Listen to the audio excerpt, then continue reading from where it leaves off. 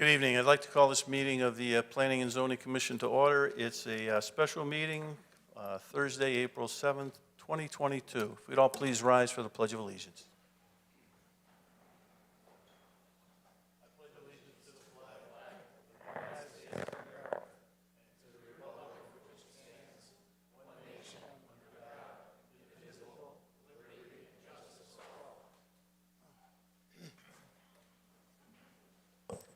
And at this point in time, I'd like to introduce the members of the commission that are here this evening, as well as staff. To my immediate right is Commission Member James Fitzsimmons. Next to Jim is Commission Member Jeff Cohan. Next to Jeff is Jamie Hine, who is an alternate on the commission. To my immediate left is Steve Allenson, who is commission member. Next to him is alternate Dave Parent. At the lower table with staff, we have Cheryl Ann Tubby, who's our recording secretary, Kevin Pagini, who is our town planner. At the lower table to my right is Janice Small, our corporate counsel, and Alice Kapuscinski, who is our town engineer. And I'm Jim Seichter, the chairperson of the commission. As I mentioned this evening, I think everyone's aware this is a continuation of our public hearing on data centers. And I guess, Mr. Allenson, would you please note additional correspondence that we have for the record?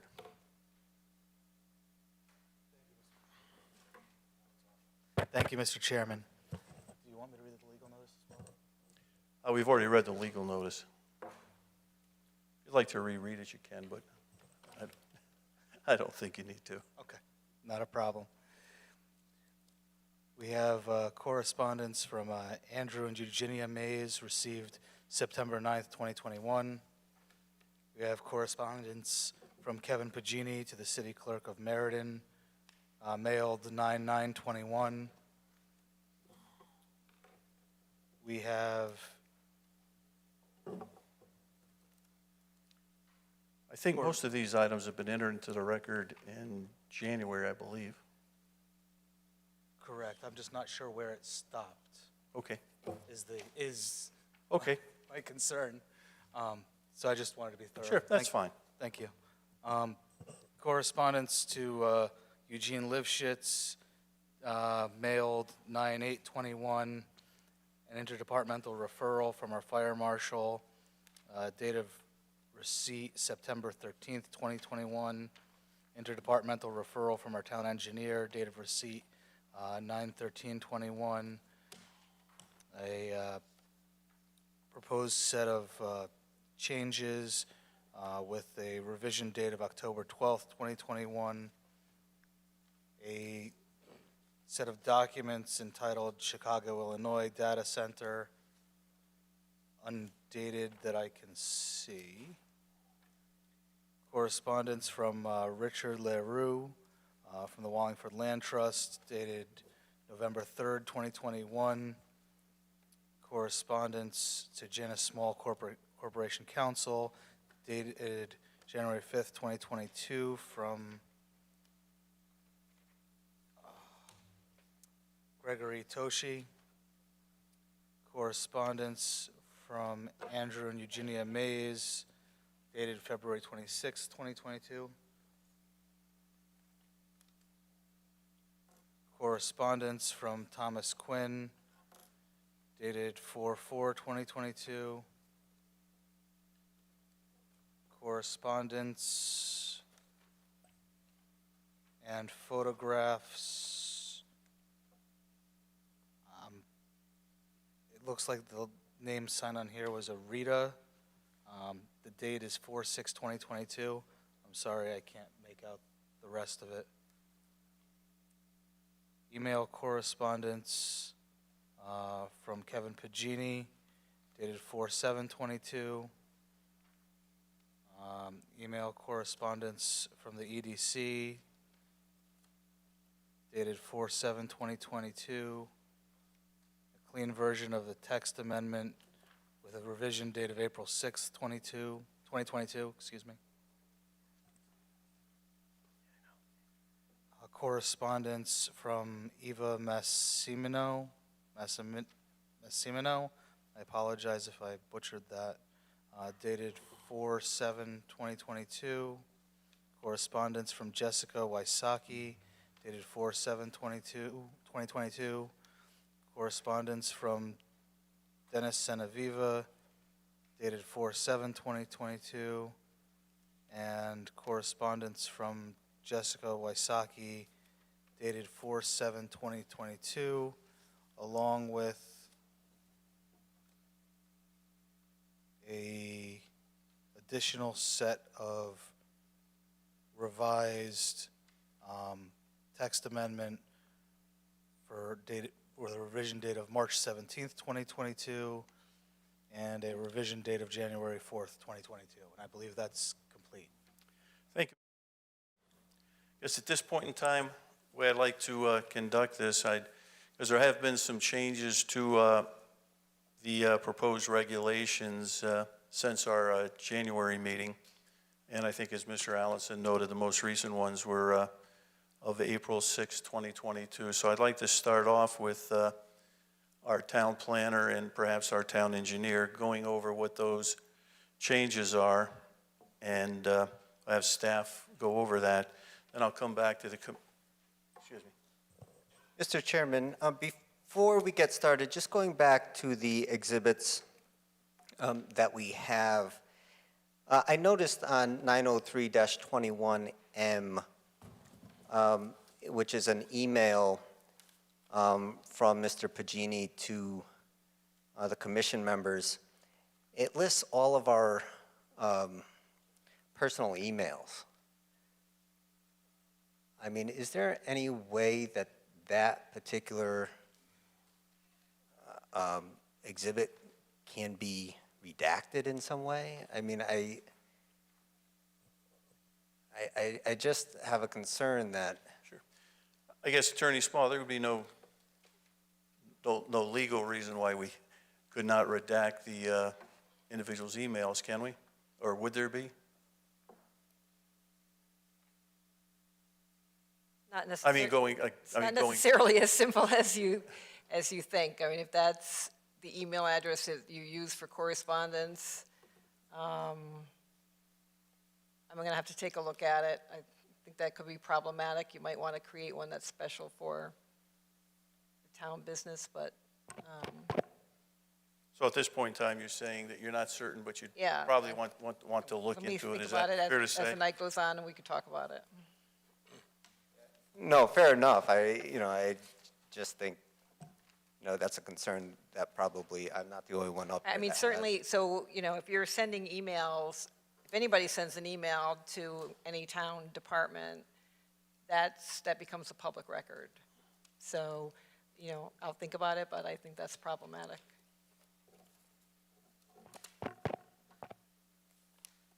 Thank you. Mr. Chairman, Sure. I would just like to add one thing onto Mr. Hines' comments in that email he referenced has a former member of the commission and probably should be removed from, the distribution list. I think that technically sent the email to the public in that case. So if we could just have that, one name removed from any further, future correspondence. And Mr. Pagini, if you'd look into that, in the future. So with that, if there's no other comments, again, what I'm going to have is our town planner and town engineer go over the changes that have made, proposed changes to these regulations. Then I'll come back to the commission. They ask the commission for comments that they may have. And then we'll have a presentation by Mr. Tucci, who is our sound engineer from Kavanaugh and Tucci. And then after he makes his presentation, again, we'll come to the commission. And after the commission, then we'll go out to the public for their comments, questions, concerns. So I think that's how we'll handle that this evening, unless commission members have any issues with that. And seeing none, Mr. Pagini, you have the proverbial wheel. I just want to start off with a brief statement. Our task as town staff was to objectively evaluate the data center use throughout two industrial zoning districts, the Industrial Expansion District and the newly created Watershed Interchange District. The varying nature, intensity, and differing scales of the proposed use requires a stricter approval mechanism, and the special permit process is that very mechanism. Data centers, in our opinion, are not a one-size-fits-all use, and therefore we have not treated it as such. We have given the commission our input and have proposed restrictions that we believe, based on our research and coordination with our hired consultant, will be protective of all surrounding properties. The special permit process also gives the commission the flexibility to impose further restrictions as they see fit. In conclusion, the commission now has the opportunity to evaluate all of the available information and make a determination as to whether or not data centers are a proper use for either of these zoning districts. And I just wanted to say that we changed subsection A under 4.9C5. So if a special permit is granted, the commission may impose conditions of approval and any other requirements, including but not limited to conditions relating to noise, vibration, and emissions as deemed appropriate. Conditions of approval may include a periodic certification by an Institute of Noise Control Engineering Board certified engineer that the facility is in compliance with noise limitations. We've also... Mr. Pagini, when you're reading that, if you could just slow down a little bit, Sure. if you would. Thank you. We've also added language relating to generator testing, and any application must be accompanied by documentation outlining all aspects of generator usage and type, and details when the generators will be run, how they will be used, and for what purposes they are being proposed. And we also added a cooling plan information under subsection H. A cooling plan shall be submitted with all applications under this section, specifically detailing the cooling method, location of proposed cooling equipment, and proposed noise mitigations. And should water be a cooling method, estimated usage, wastewater disposal, and sourcing shall be included with the application. And that was those were the major changes that occurred since January. And there's a copy of there are copies available of the proposed regulation on the table to the left. Thank you. Commission members with any comments on the additions or the existing regulations? Yes, Mr. Hine. Thank you, Mr. Chairman. I do have some questions. I don't know, are we asking all our questions now, or are we going to wait until after the? I think if you have questions now, to focus really on the regulations as far as questions that may develop, obviously, from the, presentation from the sound engineer, would be appropriate at that time. So I think, and again, I think any questions on the regulations that may deal with sound probably would be better to hold off after we have the presentation, from our sound engineer. Yeah, fair enough. I guess, I do have some non-sound questions that There you go. I suppose I could ask now. One is in subsection 2.25A, where it says if a special permit is granted. That second sentence, conditions of approval may include a periodic certification by an Institute of Noise Control Engineering Board's certified engineer. Why was that included? That just seems like a different than what we would normally include in a regulation like this. It seems like you could probably just stop after the first sentence. Here it seems like we're suggesting that as to what a condition could be, and I just don't see the need for that, especially when it's, that sentence seems to be saying, well, the applicant could simply hire engineer and submit a certification. I mean, really, I would almost want to have some monitoring or something like that potentially as a condition of approval. That seems to be a weaker provision, and I just don't see the need to include it. I'm not sure why you would consider that weaker. I mean, the commission, we wanted to draw specific attention to the commission's ability to say, as part of any approval, the commission is going to decide how often you have to provide a certification from the appropriate engineer that you're in compliance. So we thought that that was a good thing. So I don't see that as being less, but if there was something, what else were you looking to have in terms of that language? I would just say take it out. Isn't the first sentence, wouldn't the first sentence include?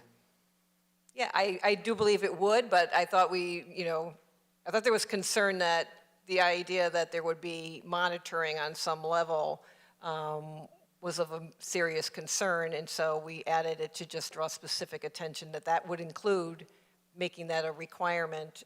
And in a given circumstances, you may decide as a commission that you want them yearly, or you may want them every 2 years, or whatever it is that you decide, but it's very clear that that is a possible condition. That was the purpose of it, was just to do that. And what about maybe doing something even stronger, which is that we could permit or require the applicant to pay for a engineer of our choosing, of the town's choosing, to do the monitoring, as opposed to, I mean, the way that I read that is that the data center owner would have the ability to choose the engineer that they want and just submit a certification to the town every so often. Well, we're asking for a very specific type of an engineer. So, I mean, don't normally write a regulation to assume that an engineer is going to put his certification on something and be dishonest about it. I'm just thinking that, the ability to dictate who it's going to be after the approval, I really have to think about the authority to get that far. I'm willing to think that over, but I think that we need to make sure that that's something that would stick after the fact, after approval, where you have,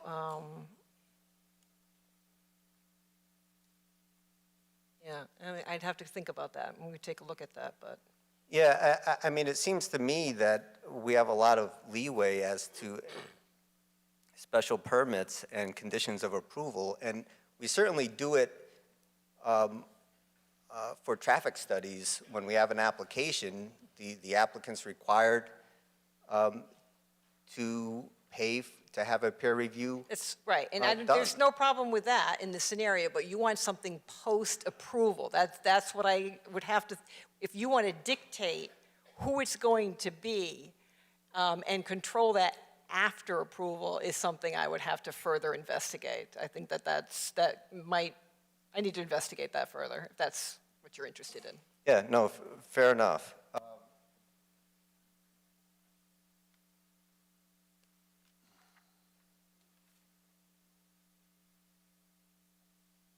The other question, and I have a few questions here, but in 5B, where it talks about the sound and vibration impact analysis,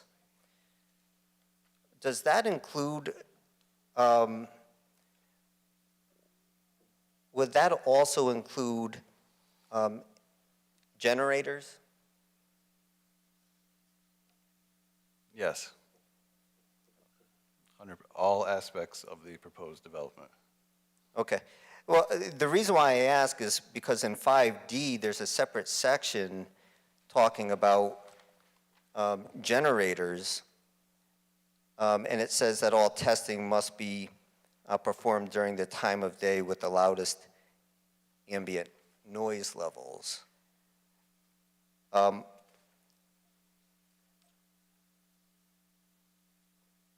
And I assume that you want the testing to be done during the time of day with the loudest ambient noise levels so that it doesn't disrupt,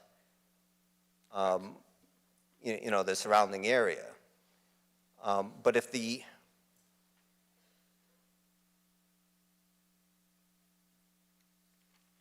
those generators are going to, if there's that much of a concern that these generators are going to cause that much of a disruption, then I'm wondering how the generators could fit within that requirement of not increasing the existing background sound level by, you know, less than 5 decibels.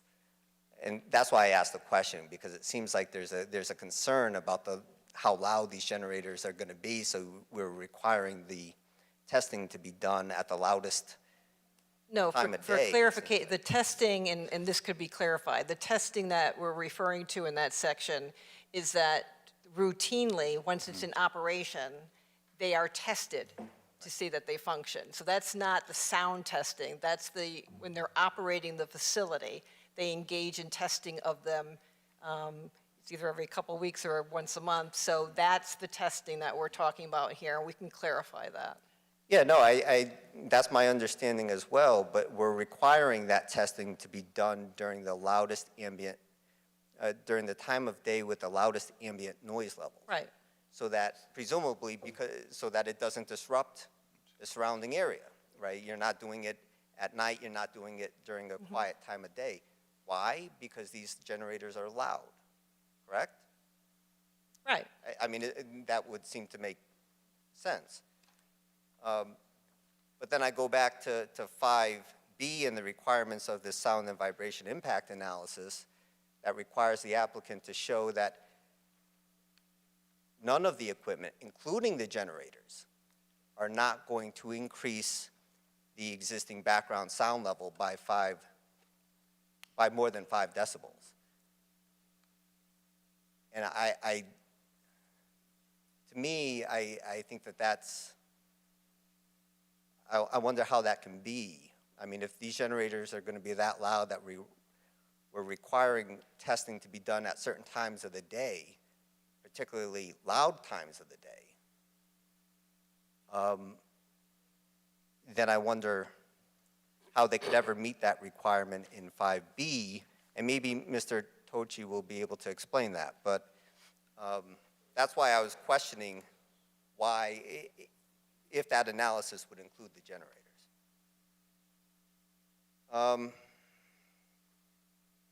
Going back to 5D,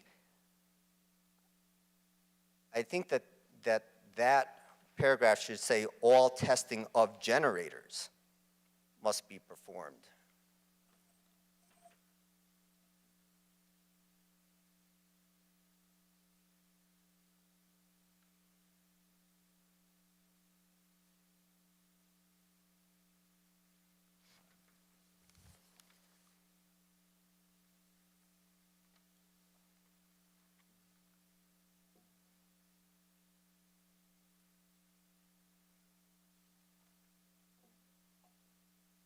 Attorney Small, Mr. Pagini, any comments on that to include that?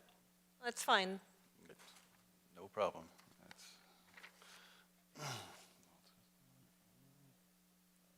And then last but not least, I know that this came up before, but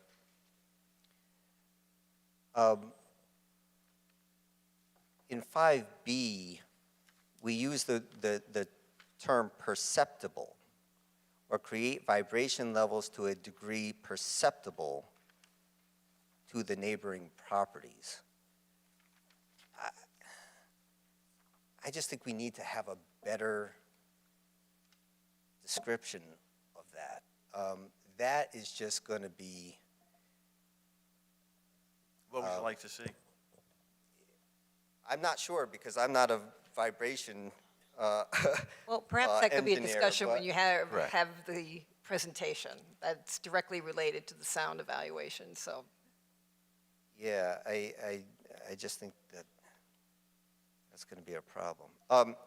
Okay, I think that's it. Thank you, Mr. Chairman, I appreciate it. Thank you. Other commission members? See, Mr. Fitzsimmons? Thank you, Mr. Chairman. Following up on Commissioner Heim's question, I actually do have a question related, before we hear the sound expert. With the traffic study, we call it a peer review, because we have a traffic study, third-party person, engineer, review what someone else has submitted. In the proposed language, we're calling for a third-party peer review. So we're not, I'm confused by the term peer review for the application process, and then subsequently in 2, it talks about us doing our own analysis, right? So I guess, and again, maybe I'm putting the cart before the horse until we hear tonight's guest, but how would you do a peer review of an application on this? Unlike traffic, where I understand they're checking it against the ICE-T manual, things like that, how will they peer review this during the application process? As in the traffic study, it would be another engineer doing the peer review of the sound analysis to ensure that everything is, up to code and done correctly. So essentially the same process as the traffic study would be. And forgive me, I don't know, not knowing, again, waiting for our speaker, traffic engineers use an ICE-T manual. Is something similar available to sound engineers? I would consult with. I mean, they have standards, but you Yes. can ask him that one. Okay, all right, then I'll hold. Thank you. Sure. Before I come back to you, let me see if other commission members, Mr. Cohen, do you have anything? Thank you, Mr. Chairman. First, I'd like to, say to town staff and the commission, we've done a lot of work. Kevin's done a lot of work, and Allison for the town. They've really put a lot of time and effort into researching all this. So I just want to give thanks there. Part of the problem that I had with these regulations when I was going through it was that the regulations are fairly, I think, generic in scope. And, we do state that any data center will be, a special permit application. And that gives us a lot of leeway into, how they develop this. A lot of my concerns were, specifying conditions of approval versus writing these conditions of approval in our regulations. And a lot of the comments that I have, I would rather see specifically stated up front in our regulations rather than, conditions of approval when we get an application. So I'll start off with just following on to Mr. Hines' concern about monitoring. My feeling is that we need a regulation that says that, and this gets into the sound and vibration issue. But my feeling is we need to say in our regulations that there has to be a 24/7 by 365 monitoring plan and activity in place for the operation of the data center. It's not a, once a month test.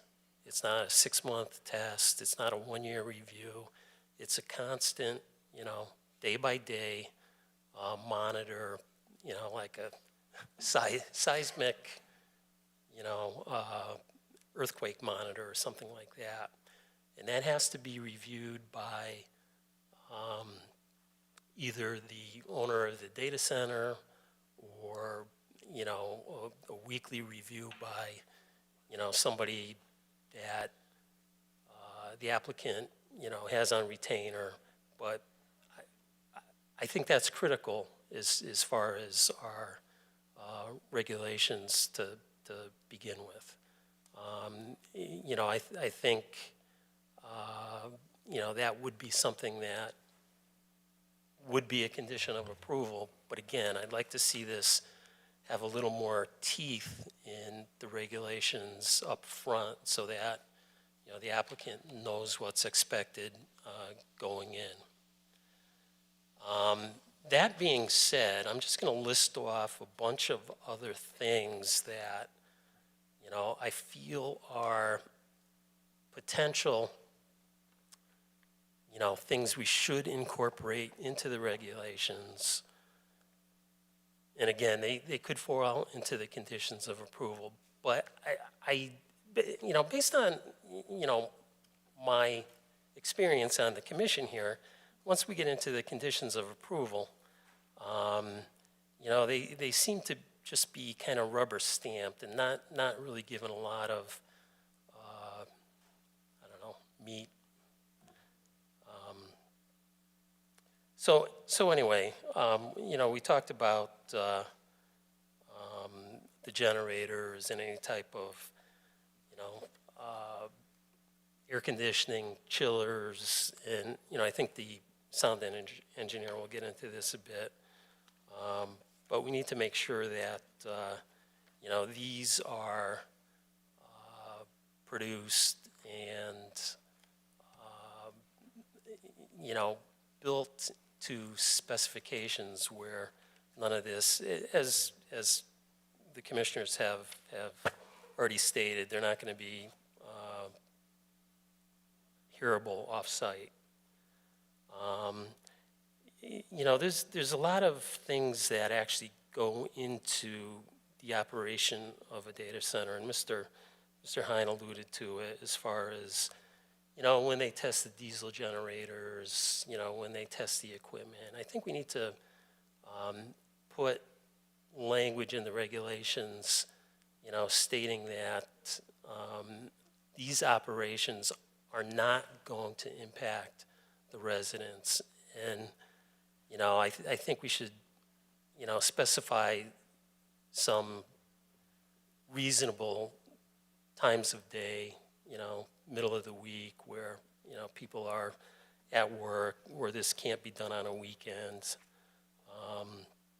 So I think adding those up front into the regulations would give the applicant a little clearer picture of, what's expected from us.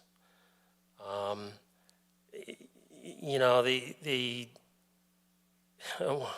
of the big issues that I've also struggled with is, the impact of, the electrical system.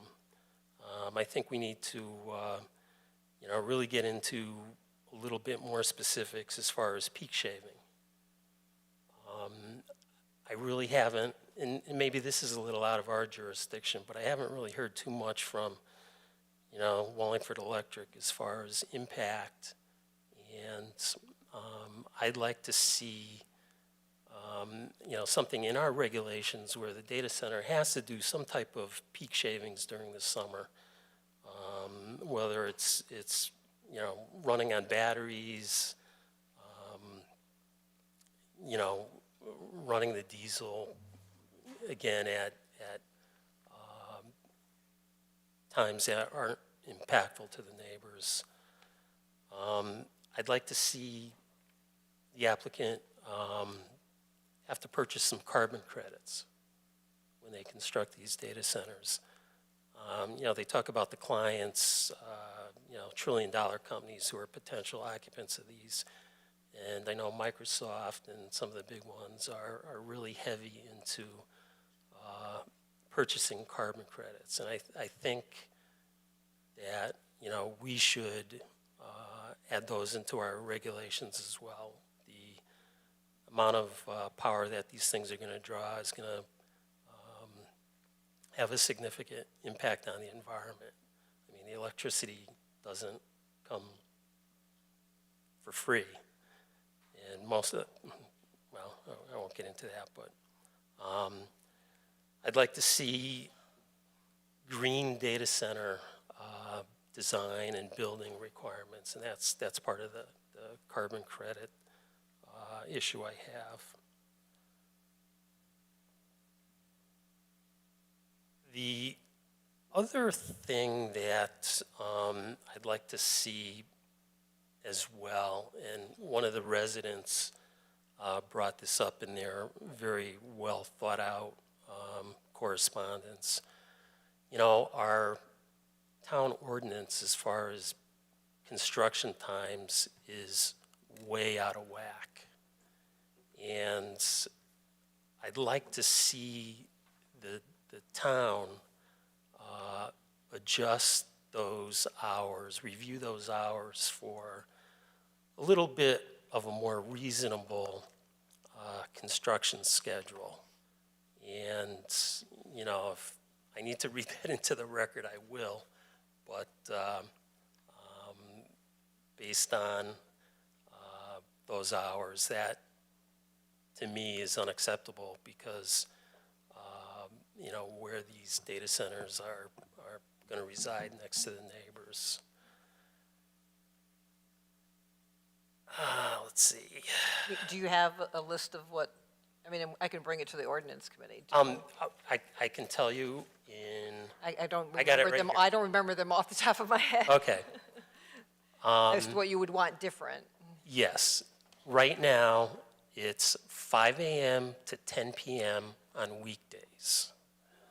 5? Are you sure? I thought it was 7. Well, 7 a.m. to 7 p.m. on weekends and holidays. Oh, okay.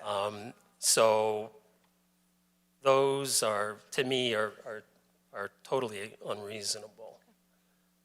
So I'd like to see those changed, you know, again, because of the proximity of where this is going to be I constructed. can raise that with the ordinance committee.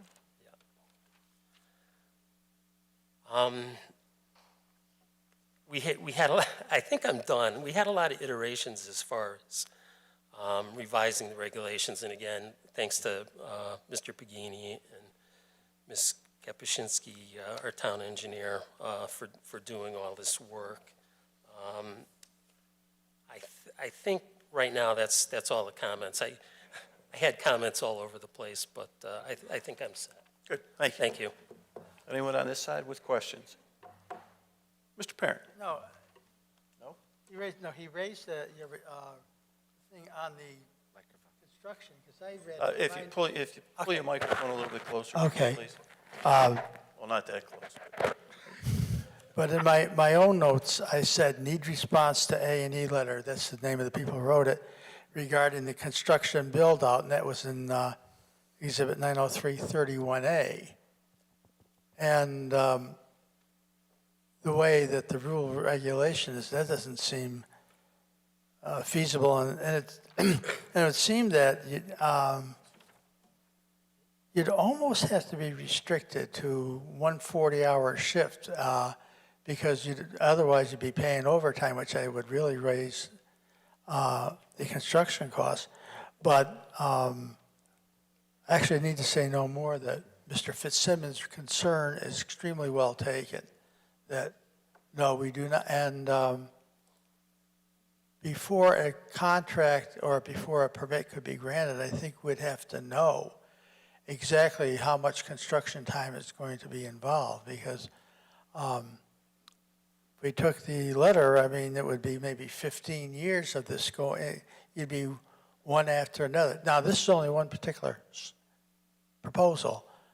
This would be, of course, vary between people who might want to make a smaller data center or a larger data center, but that one needs to be looked at. And then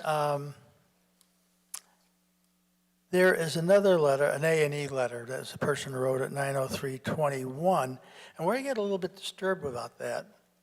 That letter talks about tax abatement. And when I read town of Wallingford changes should consider consider industry standards. Well, industry standards kind of requires tax abatement.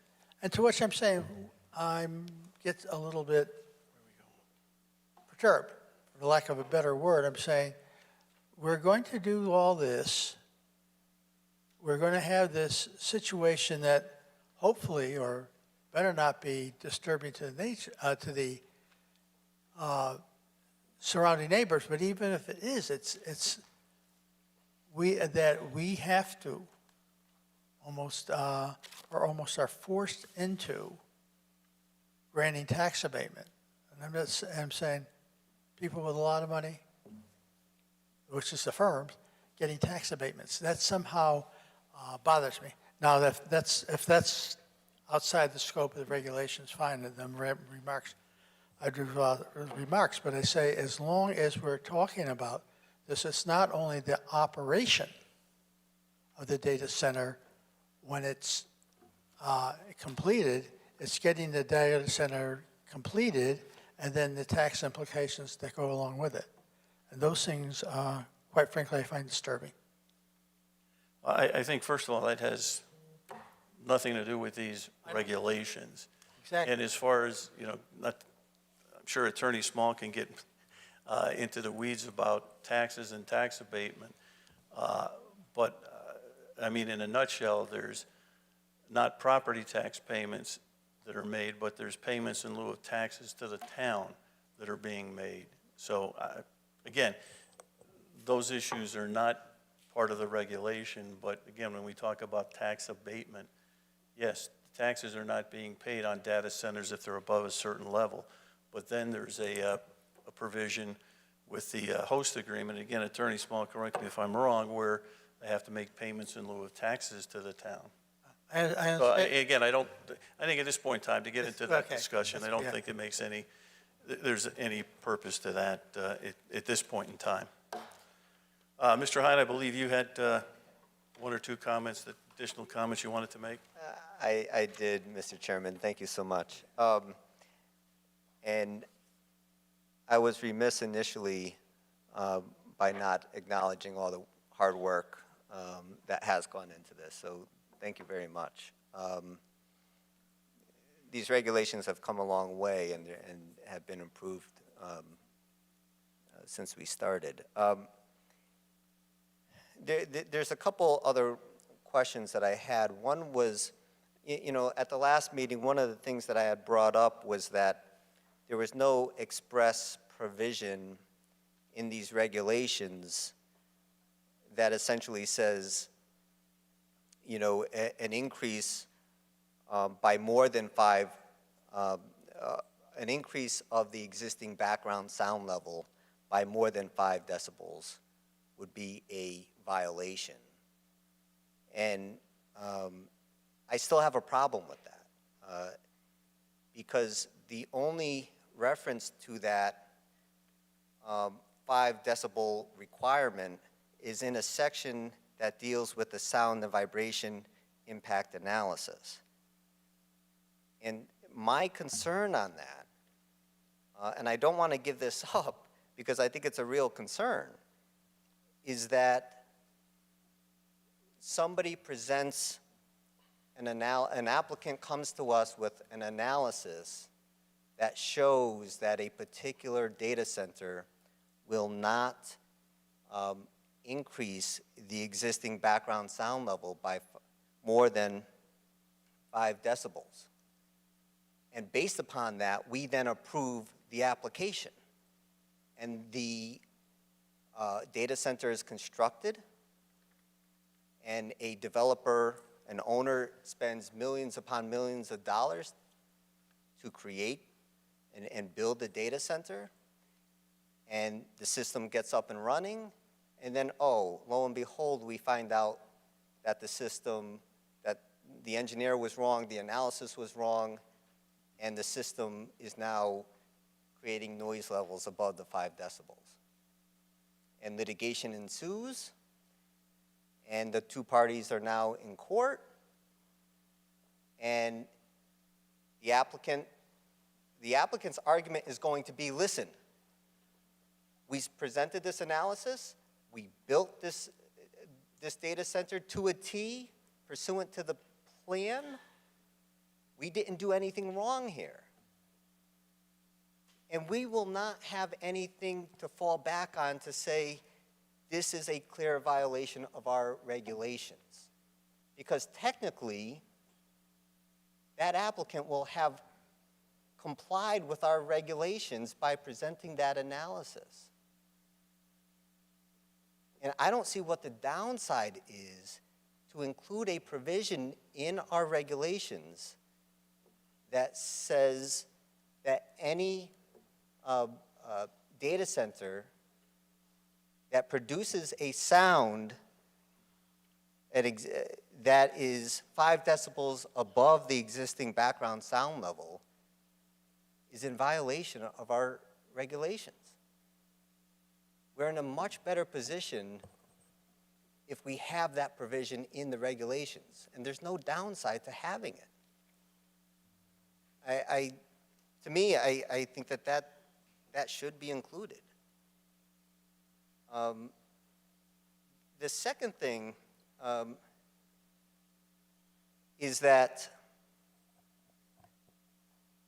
the way that I read this, you know, my guess is that any data centers are not all, that come into these zones are not going to be built all at once. And so they'll probably likely be built in stages. And so, but each time they come to us, they're going to be doing a test to determine the existing background sound level. So data center number 1 comes in, and they're at a certain baseline. The existing background sound level is at a certain baseline. They can't go up above that 5 decibel limit, but they can go right up to it. Right? Now, data center number 2 comes in. Well, now that existing background sound level may be higher than it was when data center number 1 came in. Right? So now, when data center number 2 comes in, they're starting at a higher baseline. Now, data center number 3 comes in. They're starting at a higher baseline. Data center number 4 comes in. They're starting at a higher baseline.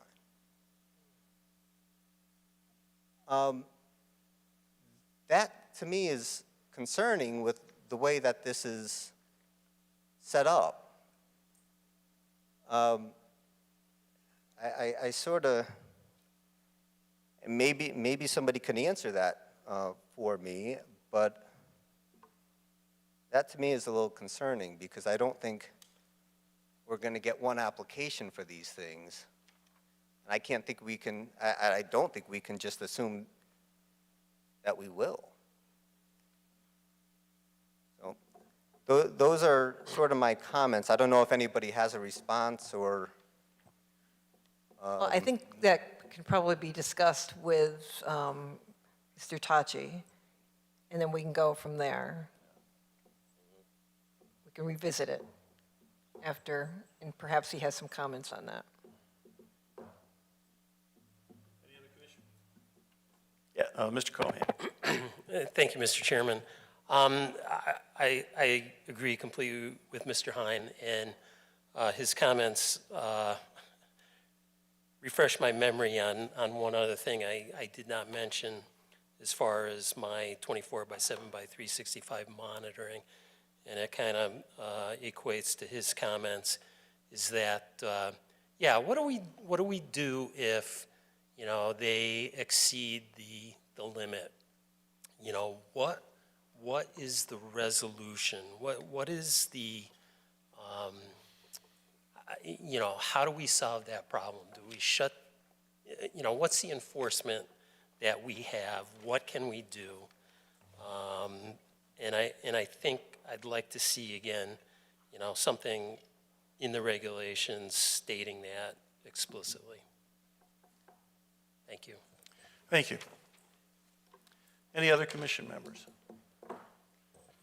Well, candidly, I think I had several issues, but I think other commission members raised them, although there is still just, this is just a minor point, and it just goes back to section 5B1,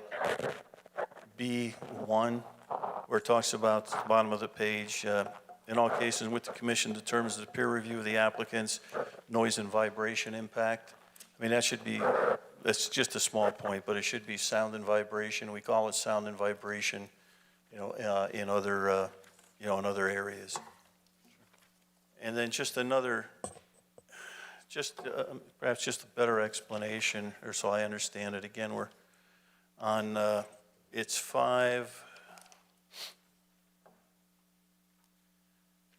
5G, and it talks about, you know, a buffer where any side front yard, you know, where it butts residential property located in a residential zone, they're required. It's a 100-foot natural open space buffer or a landscape buffer, you know, if natural vegetation, you know, doesn't exist. It seems, I guess, I'm not sure what's considered then a natural open space buffer. We can have, is that just, you know, various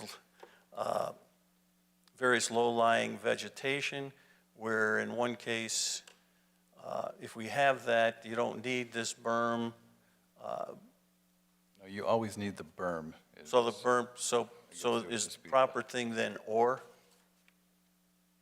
Because it seems like it's either this or that. So if we always need the berm, then I think we need to eliminate the or.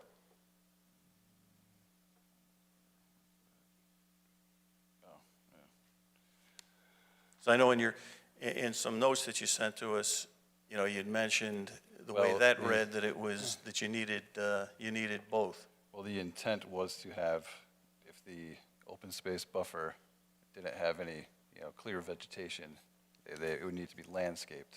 But if there's clear vegetation that's existing in the form of, say, a forest or trees, then you would leave that natural vegetation. Does that make sense? Well, so then that's an or rather than you need both. Well, you still need the berm, no matter what, yeah. Okay, so we still, that's what I'm saying. So I'm not, maybe I'm just a little bit dense here, but it just seems that it's more of a, you need this or you need that. And I think that we're saying, even if you have the natural whatever vegetation, you still need the berm. So if that's the case, then I think we need to eliminate the or. If you could just look at the wording, just so it. I got you, but. Okay. Yeah, the open, so the natural open space buffer, that would be the, you know, if there's no vegetation existing, then they would have to plant landscaping. So that's the intent of it.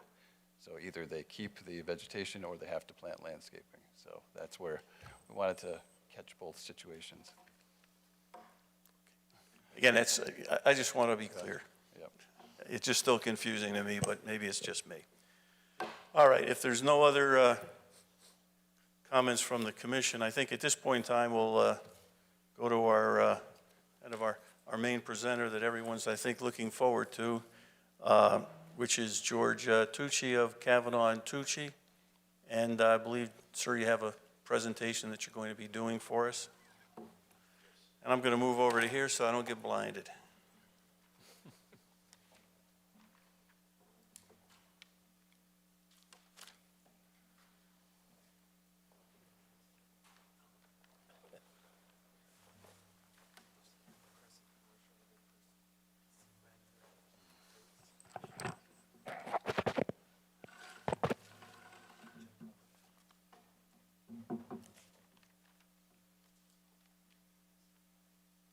Chairman and members of the commission. Very much appreciate this opportunity to speak with you this evening. I heard many, many comments that are extremely Sir, important. could you put the microphone just a little bit closer to you, if you would, please? Thank you. I heard many comments this evening from the commission members. They're extremely important, and I would like to address them at the end of my presentation, but they do need to be addressed, and I'll do the best I can.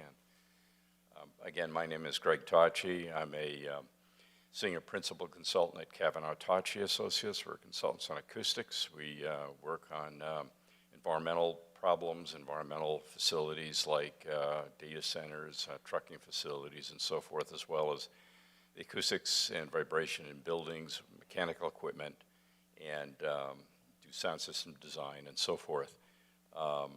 We have a lot of experience. We've done about 150 trucking facilities around the U.S. and Canada over the last 20 years, and this has given us an awful lot of background in terms of being able to reflect on the benefits and problems associated with data centers.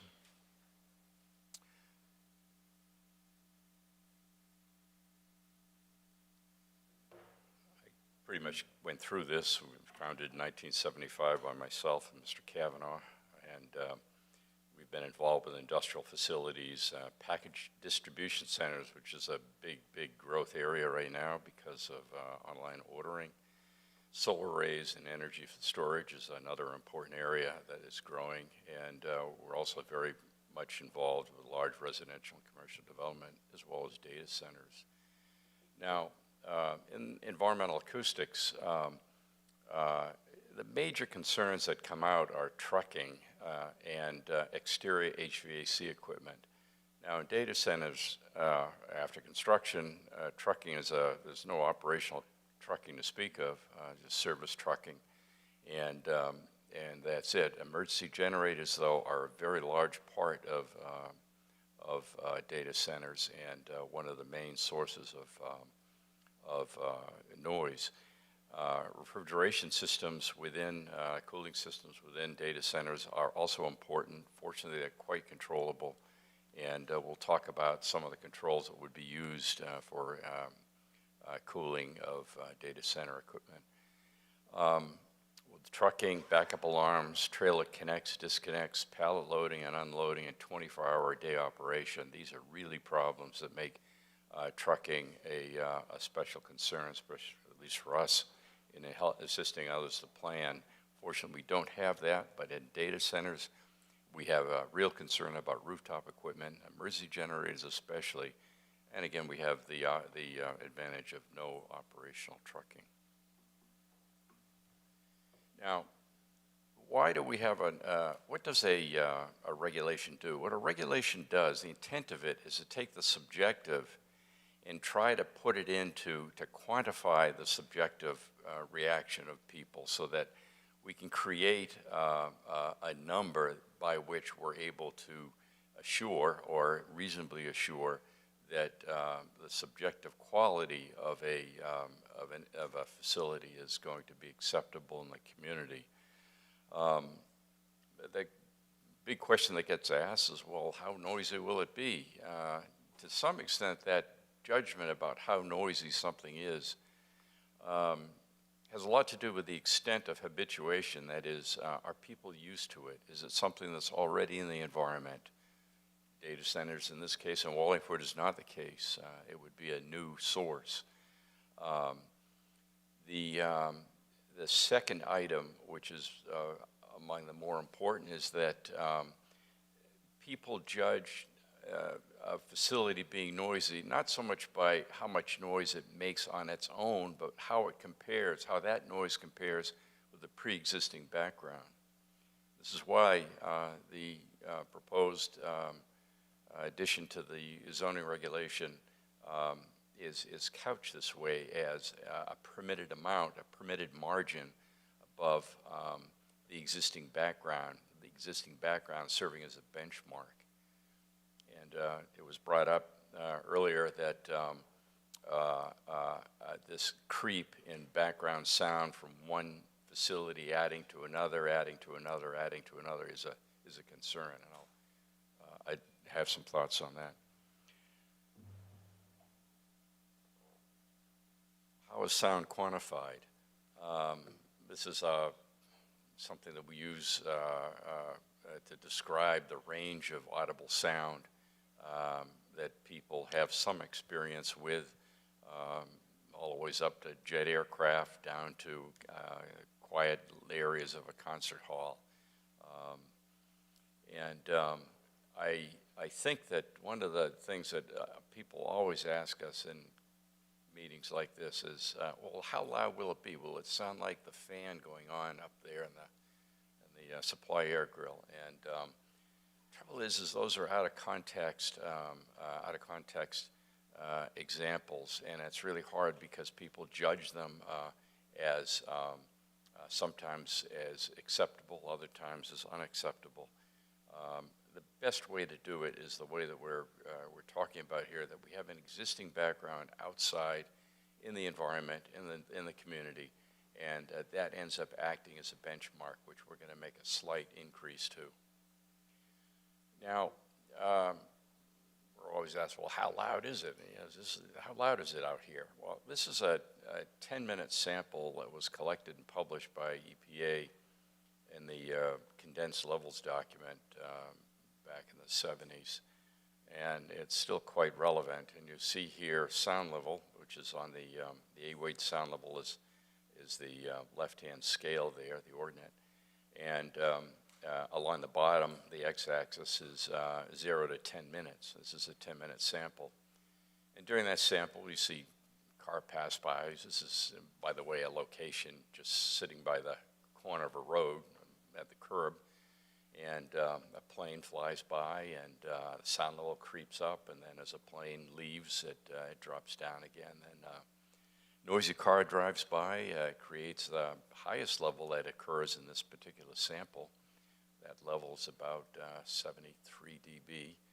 And then a family car goes by, doesn't make quite as much noise, and distant traffic, and finally a dog barking off in the distance. And so we can't say, there's no one number that expresses exactly how loud it is, but there are descriptors that people use. These are statistical descriptors, and obviously the obvious one is the maximum sound level, and that's the highest line there, and the maximum sound level is made by that sports car, and it's about 73 dBA. The next one is the sound level exceeded only 1% of the time. It gives you an idea about how loud the loudest sound levels are. It's a useful statistic in trying to get a broad brush quantifying of how loud transient sounds are in the environment, transient sounds being produced by, in this case, passing vehicles and an aircraft.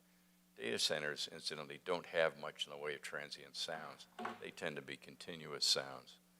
Well, the LAEQ is the energy average sound level produced by these events. It is a sound level that were you to create a constant sound, it would have, the varying sound you see here would have the same energy as what is shown as the LAEQ.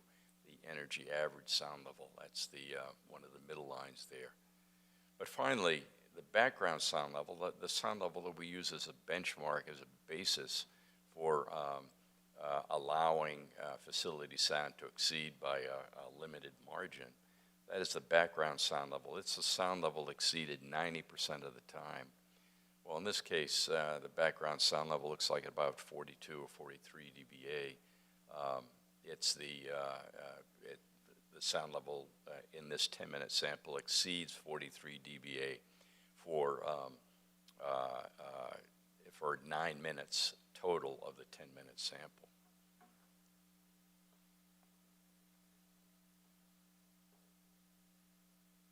Well, this background sound level is the 90th percentile sound level that I showed in the sample before, and the reason why we like to use it is it characterizes the quietest time during a period. We usually divide the day up into 1-hour segments, and we measure the 90th percentile sound level over those 1-minute segments. And our firm typically does it for a week. That's 168 hours. So we get a good understanding about how that baseline sound level varies typically through the night, into the day, through the day, and back into the night again. Usually it's advisable and to evaluate sound levels at more than one location, and weather and time of year are an issue, particularly during the summer when insect sound tends to raise that background sound level in a way that's not representative of the background sound level that might otherwise exist in the winter. There's an ANSI standard, ANSI 12.100, gives guidance on how to adjust for insect sound during of measurements made during conditions when insects are present during the summer, for example. So this is a background sound level is our baseline. That's our benchmark. That's where we start. Now, the proposed zoning regulation is specifically for data centers. The advantage, it's no operational trucking. If there is any operational trucking associated with some future concept of a data center, it would not fit into this category. Building HVAC and emergency generators are the chief sources of sound. Most of the building HVAC would be on the roof. There may be very small office units that might be located on the ground, but probably not necessarily. They really do belong on the roof. Emergency generators are typically lined up along one side of the building, and they are individually or grouped together in buildings that have a high amount of noise control. We'll talk about that a little bit towards the end. There's little traffic associated with these facilities, mostly a few employees that are coming in and out 24 hours a day. And I know it was suggested that there should be a minimum setback, the distance from the nearest residence to the facade of a building should not be any less than a certain limit. From an acoustic standpoint, a smaller setback simply means that the facility will need more noise control in order to permit residences to be closer. So it's sort of a quasi limitation on sound, but in a sense it isn't really. Maximum permitted increase in background, not more than 5 dBA. So in the 10-minute sample we saw in a previous slide, the 43, the limit would then be 48 dBA. Maybe what we might do is go back and take a look at what 48 dBA might be like. Well, you see the line at 50 dBA, and 48 dBA really puts the sound level down comparable to the background, with transient sounds greatly exceeding that limit. And again, that's a limit, so the facility, for the most part, would be well below this. And the reason for it is that this is a daytime sample, not a nighttime sample. At night, that background sound level typically is a lot lower, could be up to 10 dB lower, which means 10 dB lower plus the 5 dB put on top of that still puts it down below the daytime background. So I'm hoping I am communicating the fact that this is a conservative regulation here. It applies to HVAC systems. Now, we haven't talked about it, but we have purposely limited emergency generators to daytime operation. What does that do? Well, in one sense, it allows an emergency generator that otherwise would be operated at night to permit a little bit more noise during the day because the background during the day is a little bit higher. So there is a certain help there. On the other hand, I am familiar enough with large facilities like this that I would really resist the idea that you try to make them quiet enough to operate during the middle of the night. I don't think that's a good idea. I think that emergency generator maintenance operation should be during the day. We typically say, and it's not uniform, but typically say 8 a.m. to 4 p.m.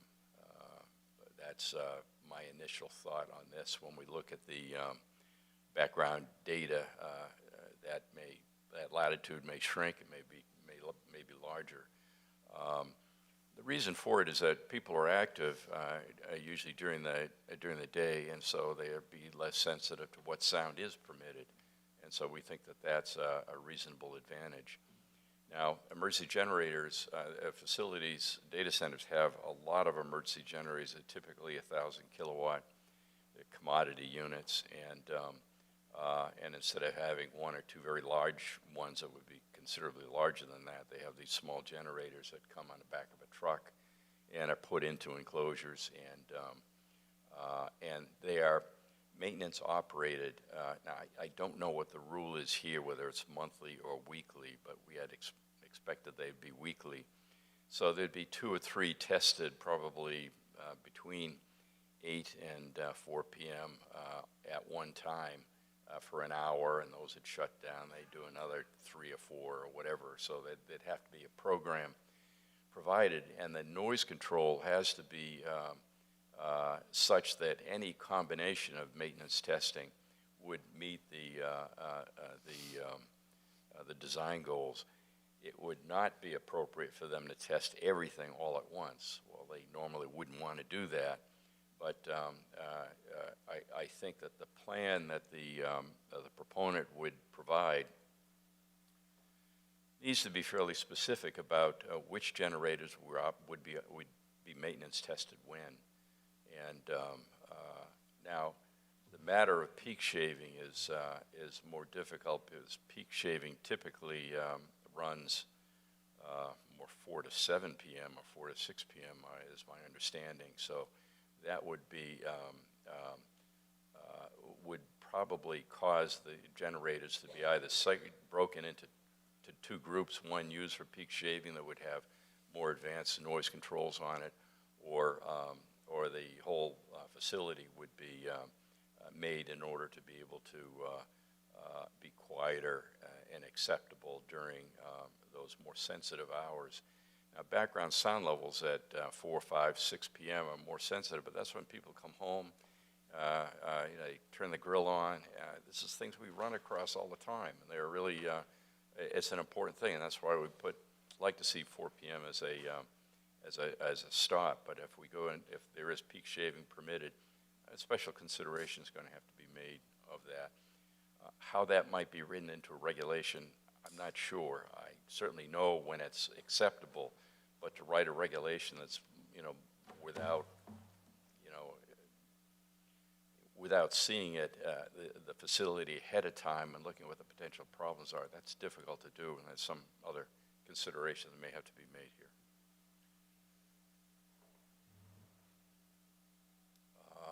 The proposed zoning regulation is specifically, again, for data centers, and it would be 5 dB above background. Sound monitoring. Now, people ask us all the time, how do you monitor sound? This is a typical monitor. It's a monitor that we're currently using at Rion NL52. It's a sound meter, essentially. You put into a weatherproof case. You see a microphone there, the unit itself, and cabling and a bracket to attach it to a tree, a fence, or whatever, or a tripod. These are installed. They can operate up to 12 days, but we typically operate them for about 8 days in order to get 7 continuous days, including weekends, Sundays, and so forth. This is one installed near a proposed facility. It's kind of a messy area, and they kind of just disappear into the foliage and ground cover. And that'll stay there for about 8 days. Sound controls. What do we do about controlling sound? Well, first of all, the way barriers work is a barrier provides a noise reduction insofar as it breaks the line of sight between a source and a receiver. The amount of reduction that is achieved, the amount of attenuation that's achieved by the barrier, depends upon that HS dimension. That's the amount by which the barrier penetrates through the line of sight. So, yeah, that's why the higher the better. But it also means that houses that sit up high overlooking a roof, it could be really problematic. And so to topography is as big a part of a sound analysis as source characterization. These are examples of barriers. These are highway barriers. Now, in a sense, these aren't terribly appropriate because the barriers we're talking about really need to be parapet barriers, barriers at the edge of the roof to screen sound produced by HVAC equipment on the roof of the building. They may be appropriate for putting around enclosed generator complex in order to further screen generator sound from the community. And these are the sort that might possibly be used. There's several product lines out there. There are masonry, wood, plastic, aluminum, metal barriers, precast panels, and so forth. There's a number of ways of screening sound with barriers. Barriers are typically 4 pounds per square foot and need to break the line of sight. The amount that they break the line of sight depends upon the amount of reduction that's required, and the line of sight, that reduction doesn't go from the ground to the top edge. It's from the break in line of sight all the way to the top edge. So barriers need to be undercut by no more than 2 inches from the ground or from a foundation, and need to be about 4 pounds per square foot or more, and need to have proper length and position relative to sources and receivers. So these are the things that are worked out in acoustical analysis. This is a typical rooftop chiller of the type that might be used. The only thing I'd like to caution about types of chillers is that we want to avoid screw chillers, screw-type chillers. These are the compressors that are sitting below those fans. I don't know if I can use my pointer. No, it doesn't work.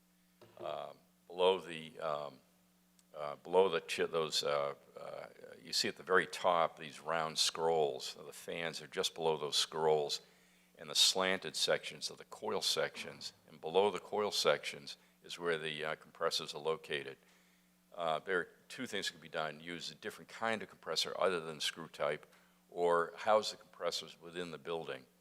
I prefer to see the compressors housed within the building, but we've had plenty of evidence that certain types of what are called scroll compressors are quiet and could be used outdoors. But this is a major consideration that the acoustical analysis of facility sound would have to address. Now, the major source of sound, besides the compressors, is potentially sound produced by the fans. And I have a picture here of a Howden noise control fan. It's very quiet design, very swoopy looking, but that's the sort of thing that is done in order to reduce sound produced by condenser fans in rooftop chillers. The other thing not noted here is that we always want to see all fans operating simultaneously on variable speed control so that all fans are operating as slow as possible. What we don't want to see is some fans running at 100% while others are shut down. That typically is a noisier circumstance than having them all run with variable speed control. So that is something that should be considered by the proponent.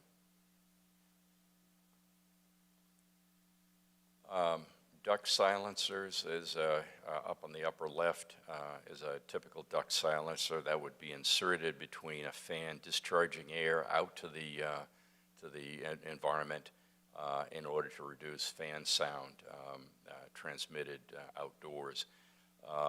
It's probably not going to be terribly needed. There isn't much demand for exhaust air in a data center, but that's something the mechanical engineer would consider. Also shown here is an acoustical louver, and the acoustical louver section is shown, and basically it's baffles that are filled with sound-absorptive material, with the bottom part of each baffle being perforated, so the sound, as air travels through it, it absorbs the sound away from the airflow in order to reduce sound. The acoustical duct silencer up on the upper left also is formed by baffles that are perforated, and the perf baffles are filled with sound absorptive materials. These are two examples of our emergency generators serving data centers, and I really don't know too much about these specific facilities, but the one on the lower left appears to be a single building housing all of the generators with the exhaust, the goosenecks of the exhaust.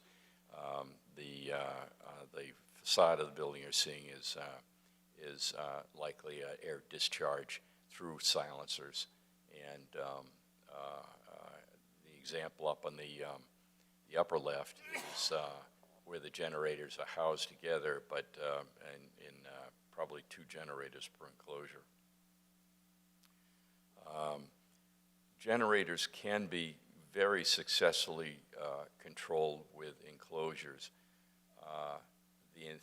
The more reduction that's needed, the larger the enclosure. And in this particular, in the case of Wallingford, I think we're looking at generator enclosures that are very large in order to be able to accommodate duct silencing and mufflers inside.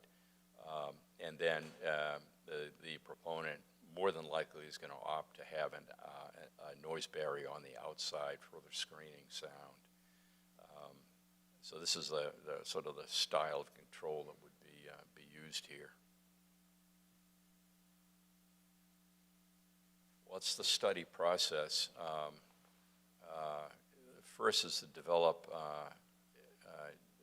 in the design development stage. This is when the engineering team is starting to put together exactly how this is going to be designed. We don't want to get involved too early, because if it's you know, the design consideration of acoustics is done too early, then decisions get made that might not reflect the needs of the design. So the acoustical member of the design team needs to follow the design process, characterize the existing background, and then the limit would be 5 dB above the background. That would be in the middle of the night probably for HVAC equipment. And then during the quietest time of day, when the window would be agreed to by the proponent, that they would do maintenance operation of the emergency generators. And then separately, a window for peak shaving that they would be able to comply to, which may be less than 5 dBA. That's a consideration I think the commission needs latitude in making judgment about. A developer modeling of sound controls of sound transmission from the facility to nearest receptors, and then they would develop controls. And this would be reviewed by the commission and its retained peer reviewer. By peer review, we don't mean somebody that would take on responsibility for design. Peer review is not, it's to make sure that nothing is obviously missed, that due care, a good standard of care has been undertaken by the facility design team, but not to assume responsibility for its design. They are not signing off on the design. And well, that's the end of my presentation, but there are a couple of comments that I'd like to additionally, you know, because there were some comments made. The condition, this escalation of sound over time as one facility gets built, followed by another, and by another, is a concern. Excuse me, sir, could you please turn that off? Oh, sure, yeah. Thank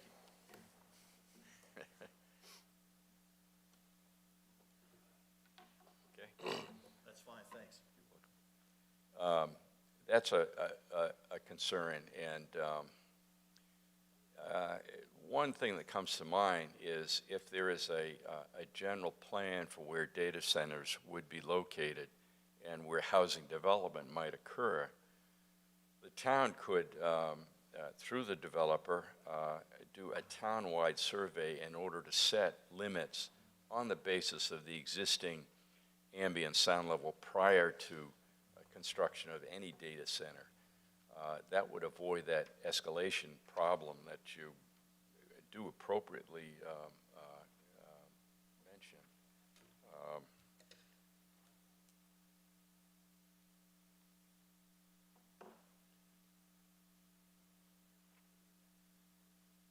Landscaping. The landscaping and a berm, I would treat as aesthetic issues only, not noise control. The berm would never be able to be made tall enough, I think, to serve any noise control purpose here. And despite every effort to provide landscaping, we cannot take credit for any sound reduction that landscaping would provide. It takes about 100 feet of dense foliage to reduce sound levels by 3 decibels, 3 decibels being barely perceptible. So I would discount acoustically any landscaping, berming, and so forth that would be proposed, though I think it's a good idea, but not for acoustical reasons.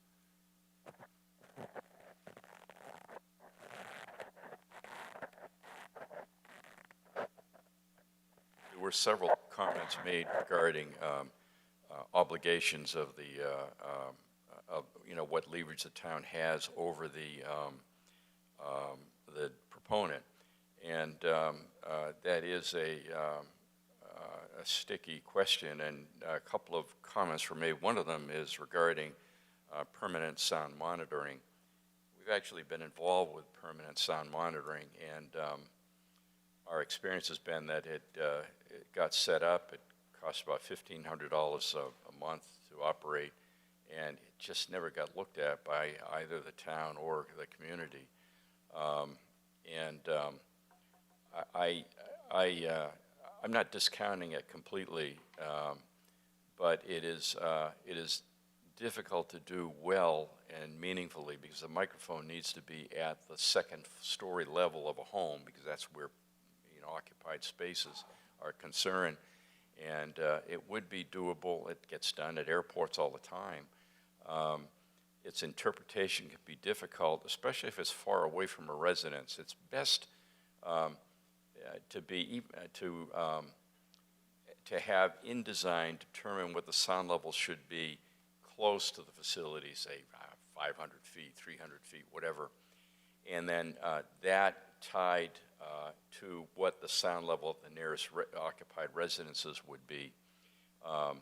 And the reason for that is that when you get far enough away, 3 dB above background means that the facility will hardly ever dominate, be even audible,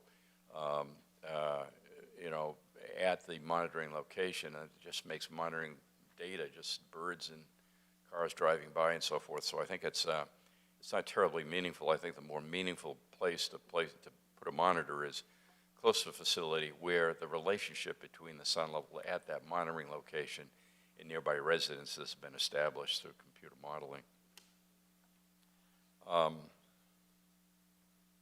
What to do about, okay, we're going to shut you down if you exceed the limits. That is, that is not a practical option.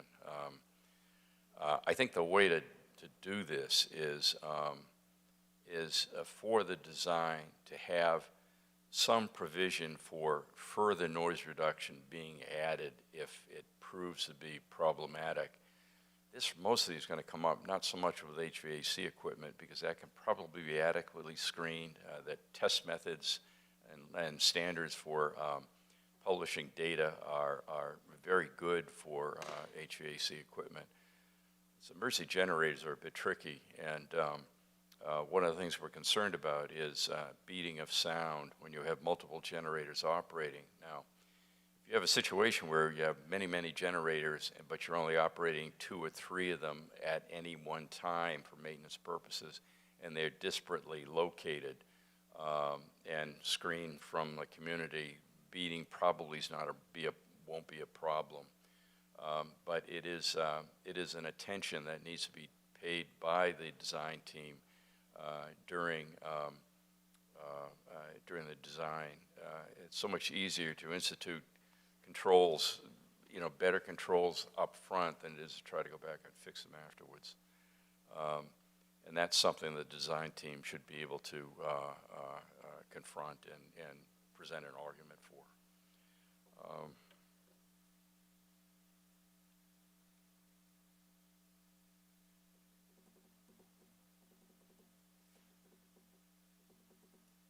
Green design is kind of an interesting concept because green design in acoustics would mean efficient equipment that makes little noise and consumes less power. So you're talking about very high-end mechanical equipment on the building, as well as emergency generators are commodities. There isn't much latitude there for green design, but certainly in HVAC equipment there is, and that takes in also variable speed control in order to run power usage down. I think that's it. I'm sure I've probably come up with some more comments, but I'd be pleased to answer any questions you might have. Thank you, sir. Commission members, questions for Mr. Tucci, correct? Tachi, Tachi, I'm sorry. thank you. I'm sorry. That's right, strike three. I guess I go home. Mr. Cohen. Thank you, Mr. Chairman. Thank you. That was very informative. Thank you. Well done. But it did generate a lot of questions. So what size data centers do you have experience with as far as, these are gigantic hyperscale data centers. Do you have, We have background in not that? many, but we have a very large one going on next to Dulles Airport, right along, not far off the runways near a tank farm. So it is a much less sensitive facility, but it has 5 buildings, and each of the buildings being equivalent to or even larger than one's proposed here. I do have a bunch of questions, but I'm going to really skip to the important ones so I don't take too much time. I think a lot of the things you brought up as far as, HVAC equipment, fan types, the acoustical louvers, a lot of that stuff is, pretty standard, I think. And, for the commission, that's something, again, I'd rather see as, something in our regulation rather than, a condition of approval once we get to that point. I think, we need a little more technical experience on our side. Sure. To write some of that. But again, I'd like to see that in some of our regulations. The one thing I really want to talk about is the constant monitoring that you brought up. And, you talked about the $1,500 a month, and I'm actually a little surprised that it's as resource intensive as you said. It seems to me that there should be equipment that is, Wi-Fi, ready, where that's information is constantly sent to some type of, send it to the data center.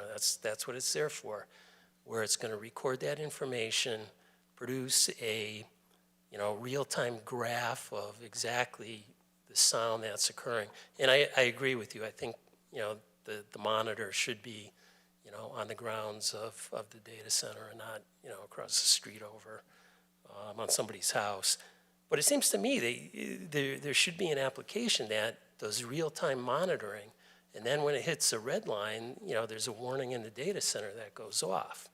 And, that's something, I won't make any jokes about Wallingford's technology, but, that's something that, could get sent to, the engineering department so that, we are aware of, there can be emails that are, sent from applications like that. It doesn't have to be a screen in, the engineering department's office, but an email saying, hey, we exceeded the limit today. Maybe, yeah, I won't say that, but, I think that is still something that, we need to consider. That is exactly what we had done, and now, the case I'm mentioning to you was a few years ago. Since then, much more automated equipment is available, but what was done is to create a website so that members of the town, anybody interested, could go to the website and see sound levels as they are occurring, or see a history of sound levels back to when the monitoring began. And that has, we just got through doing that for a construction project in Boston, South Station, and that was fully administered by Brule & Care. It's a Danish company, and that's basically the way these work, is that anybody can get at the data, see it, download it, and even do some post-processing if they're interested. It is a good idea.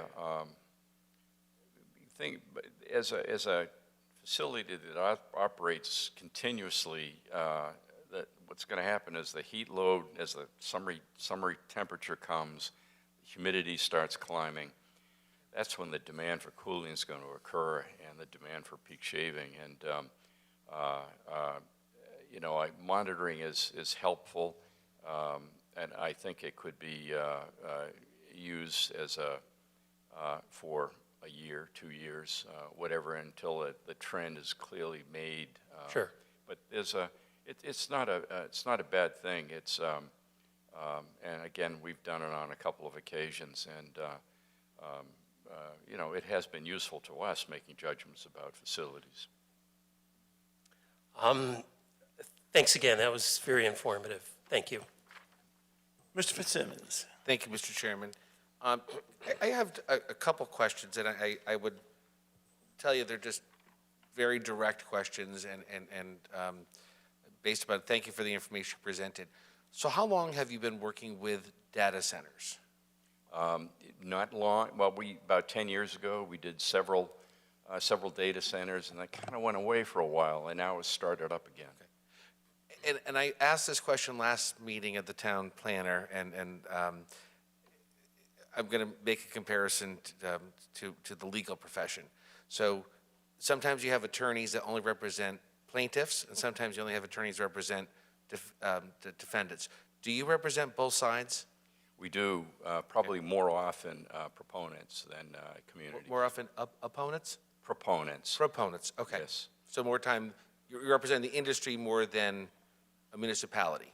That's what we tell industry, but as a professional, Remember where you are, yeah. Well, as a professional engineer, we sit squarely between a commission like yourself, the proponent, and the community. And our obligation is to protect the community. And that's a professional issue. It has nothing to do with who hires us. So we pretty much try to say the same thing to whoever hires us. So that's my comment on that. No, and I appreciate your candor. The reason I was going there is, and again, because you gave a very informative presentation, and again, you've heard me make a lot of comparisons to traffic and peer review. So very, very nicely, how many of there are you in this country? In this country. Certified. That's interesting. I'm a former president of National Council of Acoustical Consultants and the Institute of Noise Control Engineering, and it has grown since then. As you can tell, I'm a little bit older than I was then, and have gotten incredibly busy. But there are probably about 200 firms in the U.S., and I would say probably 100 of them would be involved with environmental acoustics. And I think I know the answer, but I'm not shy to ask because the town attorney's in the room. Do you know of any town, municipality, state that has their own, or is everyone, they always go to an outside firm? Frankly, I've never known a community, a town to have on their board Now, there's an exception to that. New I meant York town City. staff. I meant town staff. We would be the commission, but there's Okay. town staff. Are you aware of any town that has a staff position, like a town engineer, a town planner, environmental planner, sound engineer? Yes, I thought New York City has an engineer on board. But that's an exception. Chicago might, but those are the only two that I'm have vaguely heard from and not worked with directly. Okay. The reason I ask is and we have spent a lot of time on this. And we keep seeing revisions to the regs. Based upon your presentation, when you started talking about air chillers and duct covers, and I'm thinking, with a third-party review that we have in our regs, have you seen our reg? The proposed The regulation? proposed draft yes. regulation? Okay. Yes. Do you envision the third-party review would, in addition to reviewing the sound information, would also include a review of the design plans? Yes, that's what we do as peer reviewers on other projects, and we even, and many times, request the computer modeling and the sound data to be able to review and verify the fact that we agree with the way the analysis was conducted. The reason I ask it, and maybe I misunderstood, when you put up the slide about air chillers, and I kind of smirked to myself thinking, we don't really get into that, and it's like telling people what type of cement to use. But I guess my question would be, if we were to proceed, and then we had an applicant come in, and then we were to retain you, are you only looking at the sound information, or would we be looking at the massive blueprints and information that the town reviews, that we review, prior to taking any action? We would look at all of the material, but only from the standpoint of acoustics. Okay, so if I might, through you, Mr. Chairman, this reg doesn't support that. It only talks about them reviewing the sound. It should make reference to the plans. Because you've answered my question directly, Sure. And again, air chiller. I mean, I use that as an example because you chose the time to talk about it, saying this is, if those are areas where you should opine, our reg is not addressing it, because it appears as you'd only be talking about the sound, but it does relate to what generates the sound. So, give me one more second, please. I'm sorry.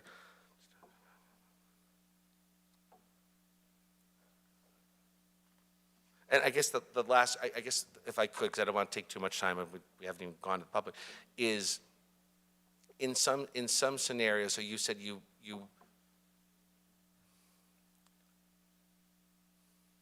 I'm trying to think of the enforcement piece of this, because if it were to all move forward, and then we have a situation, it would be a new sound study, right? So if do you see, I guess let me rephrase it this way, do you see enforcement being an independent test, or a peer review of the owner or potential violators' information? I think it would be an independent test. I would prefer it that way, and I think the owner would also. So if I could, to surmise from your answer, so in the event we want to protect the town and represent the town, and also future businesses in town, it would make sense to pre-fund potential need for individual independent sound study. Yes. Okay. Thank you so much for your answers. Thank you. Welcome. Thank you, Mr. Fitzsimmons. Yes.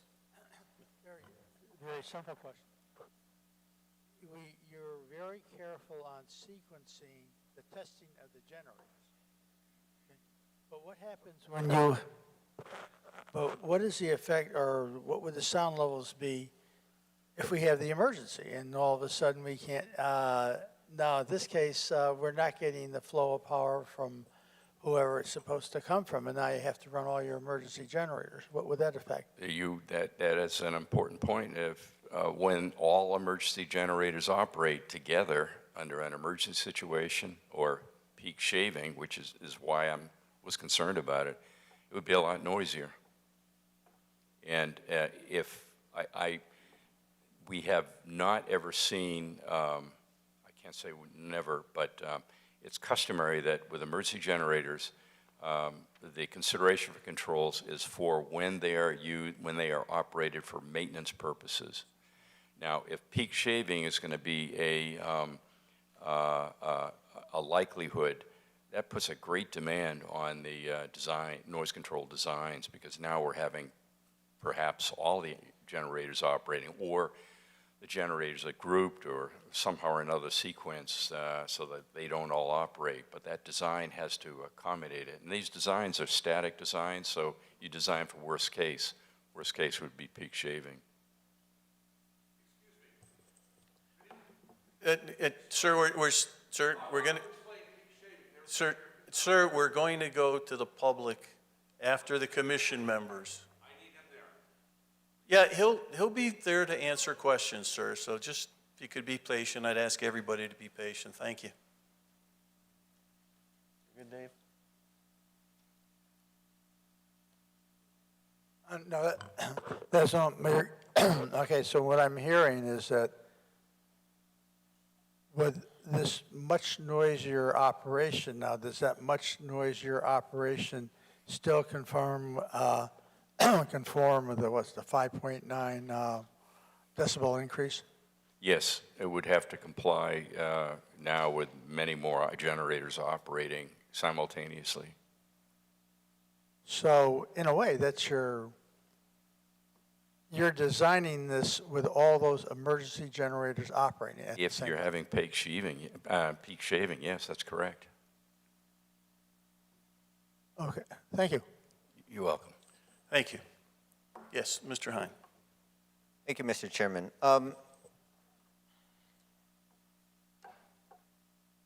Mr. Tauchi, did I get that right? Yes, you have it right. Thank you.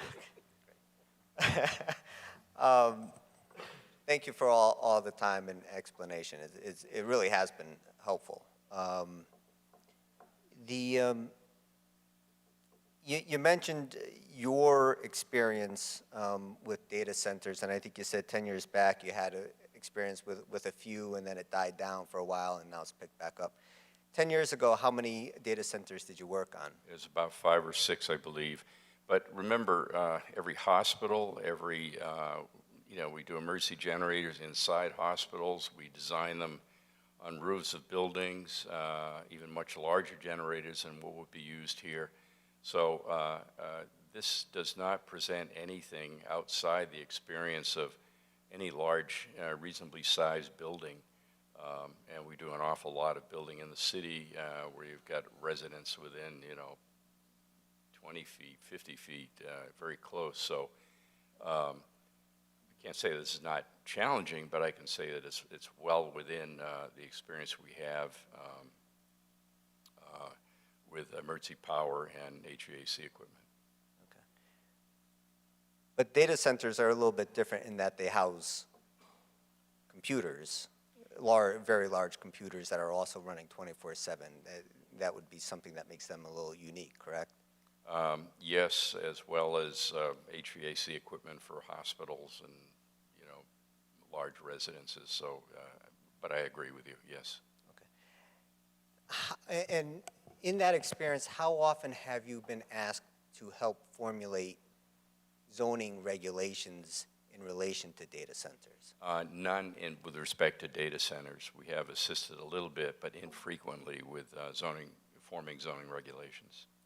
So this is your first time actually helping to formulate zoning regulations in relation to data centers, correct?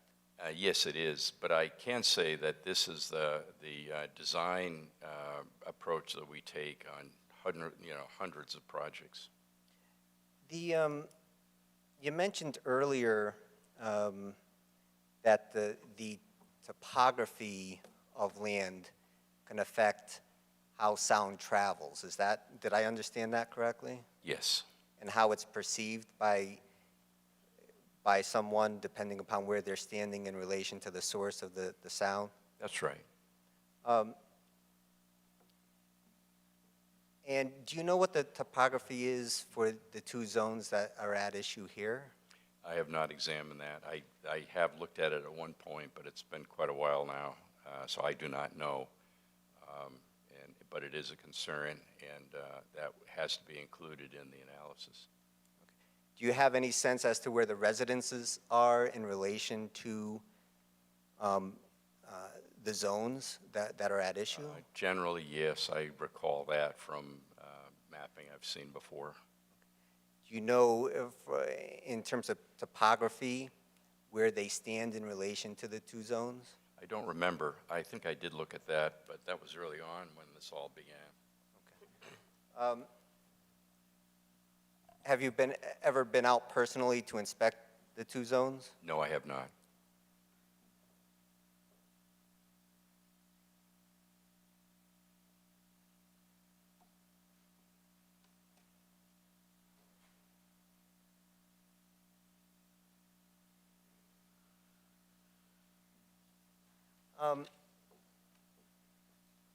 I think if I understood what you said during the presentation,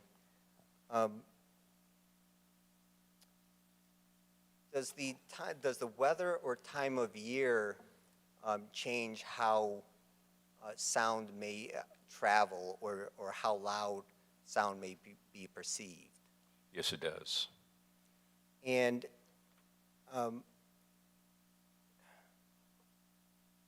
I guess the question I would have is whether that is taken into account in our in the proposed regulations. Where it's taken into account is in the engineering work that is done when the facility is designed. And what should be used is the sound propagation law standard of ISO 9613, which is the standard for evaluating sound transmitted from environmental sources to receptors. Now, that standard, the way the algorithms are developed are to give the worst case propagation, in other words, a propagation of wind and temperature that causes sound to be maximized at receptor locations. So the concern you have is reflected in the methods of 9613. Okay. So that standard takes into account, sort of takes into account, weather conditions. Yes, propagation effects associated with, wind gradients and thermal gradients. Okay, fair enough.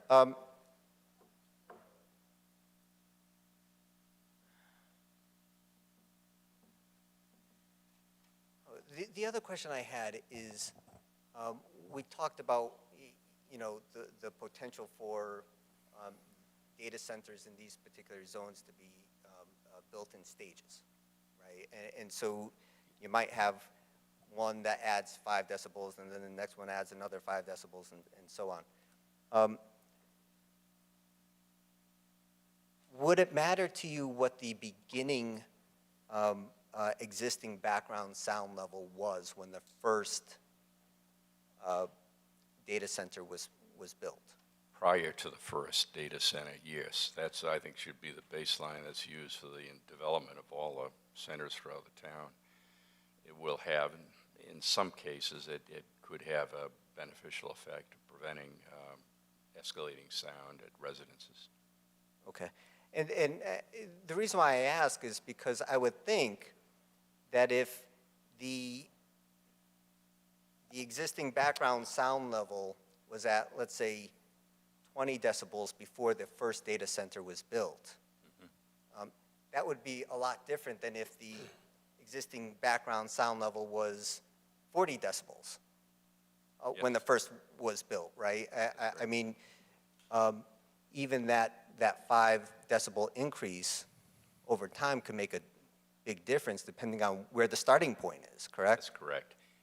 It makes a difference in terms of subsequent facilities being built in town that where the environment may have been influenced by a prior facility. Yes, that's important. And that's, I think, the way to prevent that is to do a baseline prior to the construction of the first data center.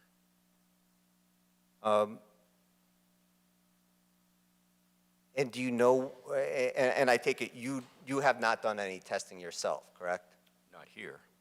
And so at this point, we do not know what the existing background sound level is currently in those two zones, We correct? do not.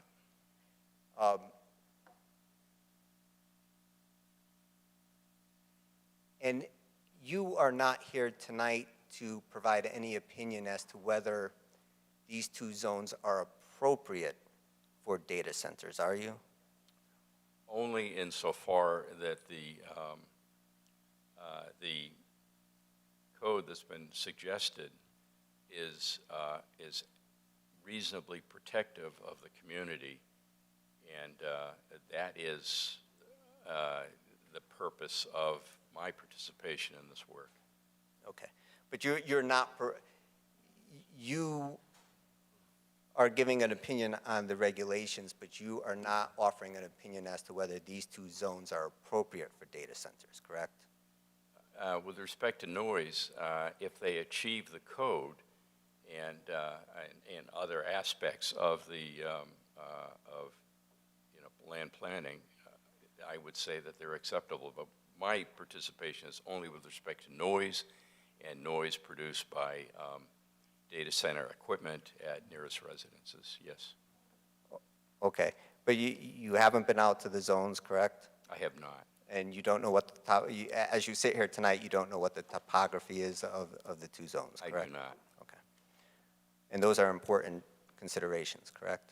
They are. They would not affect the noise regulation. They certainly would affect the noise controls that would be implemented. Mr. Chairman, I don't have any further questions. Thank you. Thank you. Anyone else before I go to the public? Mr. Cohen. Thank you, Mr. Chairman. Yeah, I kind of debated about bringing this question up, but based on the comments from fellow commissioners, I'm going to ask this. You know, we're working with a limit of a 5 decibel increase over existing conditions, whatever they are. Could you give an estimate, or would the applicant in their design phase have a recommendation as to the equipment needed, you know, the HVAC equipment, and I'll leave out the generators. Well, the generators would play a part. You know, the HVAC equipment is going to equate to, you know, the size of the building. Mm-hmm. So, you know, how many air conditioners, how many chillers, how many fans are going to impact, you know, that 5 decibel limit, which would impact the size of these buildings? See, you know, do you have any feel for, you know, the number of these things that, you know, would support a certain size of the building? When I've seen this, it seemed to me that it was many in the order of, you know, 50, depending upon the size of the building. So we are looking at a lot of equipment. But this is something that the mechanical engineer would have to provide, and I'm familiar enough with this to know that this is going to be a concern for the design team to be able to meet this code. So that being said, you know, again, I kind of talked about, you know, building into the regulations some type of technical specifications, which we do not have. You know, at least I don't, you know, the experience with, maybe the town engineer does, but, you know, I think that is going to be an important qualification as to, you know, what can be built not to exceed that limit. So. Yes, I've never seen a code that had in it control recommendations, or maybe that's not quite right. You know, codes do talk about barriers and so forth, but I wouldn't want a code to be viewed as they're limited to, you know, to that or even to the concept, that there's got to be a lot of other ways of achieving cooling. And my feeling about this is not to include it, but just to say, look, you got to meet the regulation, you've got to demonstrate it, and then you have to have an out as to, well, suppose it doesn't work for any one of a number of reasons. What can be done about it? And I think it's reasonable. You know, sometimes this comes up with other kinds of systems altogether, but to have curtailment where they maybe cut back on their services in order to be able to reduce the demand on equipment or lower sound levels. That's a possibility. But curtailment in data centers, I'm not familiar with, but I'm sure it's something that could be addressed. Okay. Thank you. Thank you. Thank you. I think at this point in time, we'll go out to the public for any comments, questions. Again, we had this is the continuation of the public hearing, so I would ask, members of the public if you had comments that were made at the prior meeting, to try to keep those, or not continue on those comments. Those are all part of the public record. So I would say try to, stay away from or not include comments that were previously made. Again, it's part of the public record. I would ask people, we're certainly not looking to put limits on people's time, but I would ask people to be very, concise in what their comments are. Keep their comments to the, to the regulations, to stay away from personalities when you're making your comments. And again, I would ask everyone, when we have people that are making their comments, whether you agree with them or don't agree with them, I'd appreciate no reaction to that. I think that would make things go much smoother. So what I'm going to do is I'm going to start with members of the public that would like to speak. I'm going to start on this side, and then I'm going to move over to the left. So I'd like to see a show of hands on this section here. Just on the, we'll start with the young lady in the front, and then we'll move on as we go toward the back. And we need just your name and address, please. Diane Swerka, 150 High Hill Road. Also, my family lives on 1017 Northrop Road in Wallingford. As a longtime resident in Wallingford, I'm very concerned about this proposal. I think there's a lot of unanswered questions. I think I mentioned that last time. I don't feel comfortable with the monitoring. I think Mr. Fitzsimmons raised a very important issue, as other commission members. I'm concerned about the quality of the life of the people in that area. I think there's too many unanswered questions. I also think there are other data centers in the country with similar problems. Even in our own state, we had one that was voted down because there were many unanswered questions. You cannot control something like this. Once it's built, it's over. And what happens when those generators do more than 5 decibels? And what happens when the monitoring system isn't working properly, et cetera? Who cares enough about that data? I know there's another one being built in Dulles or wherever the airport was. That's already a noisy area. So people are used to that stuff. But I don't understand what data centers are, but I truly don't believe they're appropriate for Wallingford. I think there's too many unanswered questions. And I think we really need to consider that you, as representatives of the community, need to understand that and support the people who are against this. You've all raised some very important issues. I have a lot of respect for the person who came in today as a noise consultant. I do take issue with a study that was presented from the 1970s. In healthcare, we don't use things that are that old. We use things that are 10 years or less, that have more important, relevant data to how we're going to take care of people. That's what we're all about here, to take care of people in their lives. So I think that's important to consider. I think data is important, but a lot of the things that the gentleman presented, we don't understand. So I think we need some more definitions. I think we need to understand exactly what data centers are. And I think the elephant in the room is this. It needs to be voted down. It really does. It's not appropriate for Wallingford. Thank you. Thank you.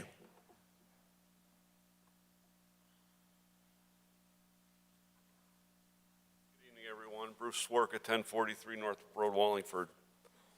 Commissioner and board, I want to thank you all,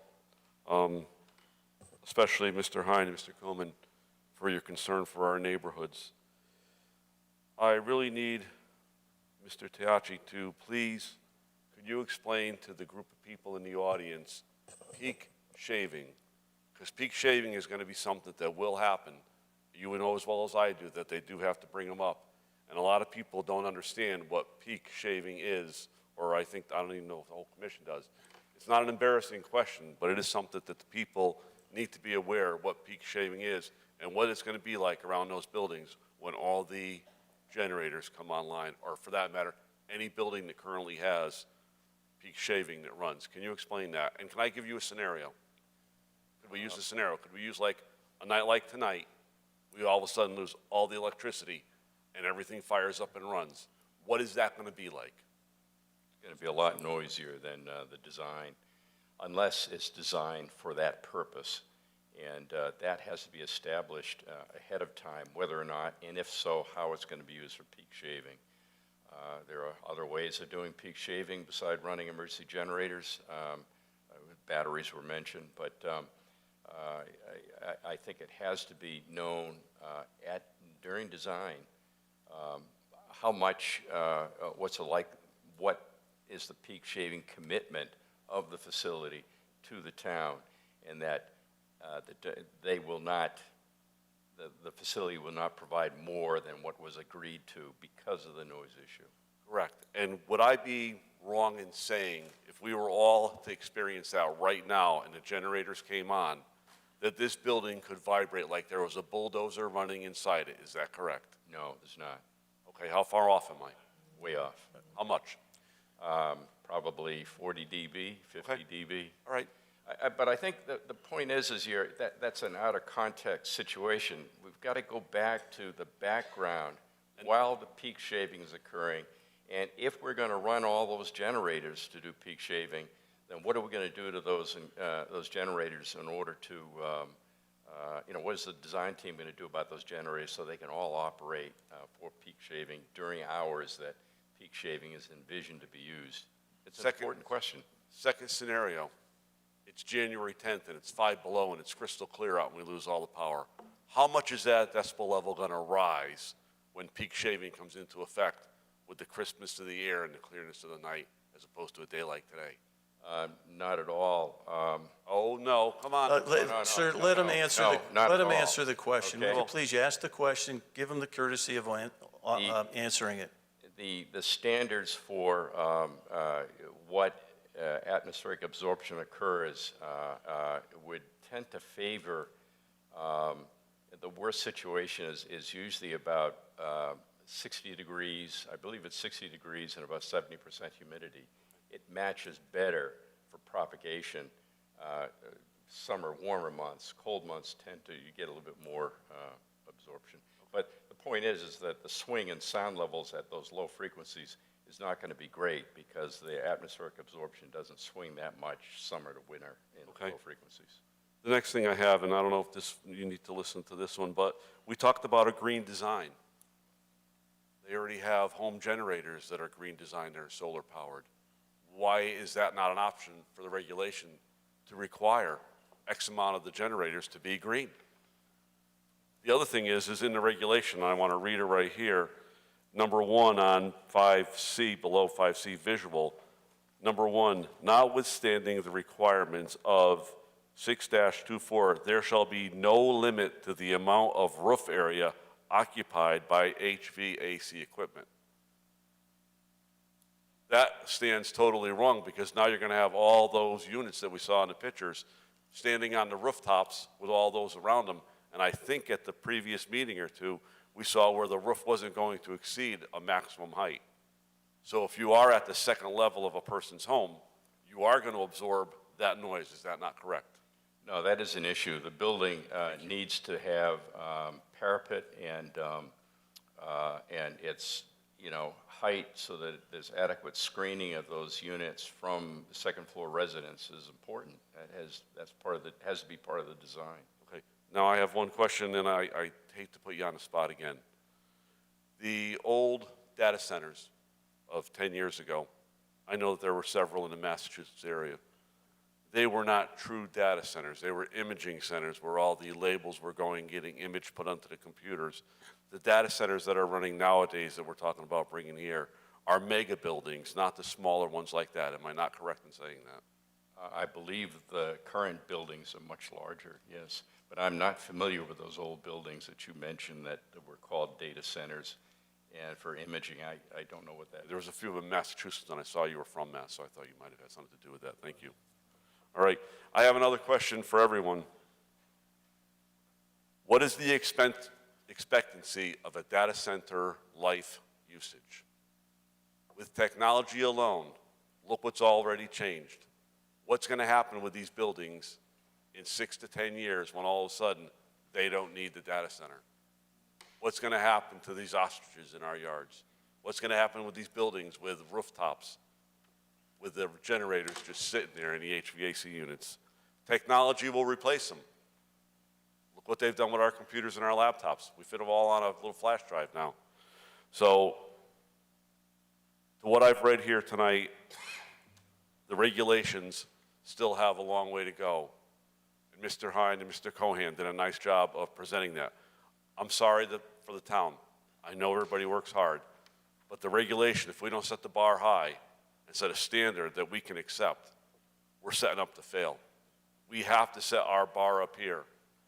And your sound advisor already told you that we already need to establish that. Yes, we need to establish higher than and not just let it in. So for that, I do believe in the green design. I do know that there's generators out there that are green powered, that if we want them to have to go to backup, this line right here, notwithstanding the requirements, there shall be no limit to the amount of roof area needed. No, we can't do that. You saw in the picture that he put up that they have separate buildings to monitor the generators and HVAC because they're so big. We can't have 3 stories worth of them on top of these buildings in our neighborhoods.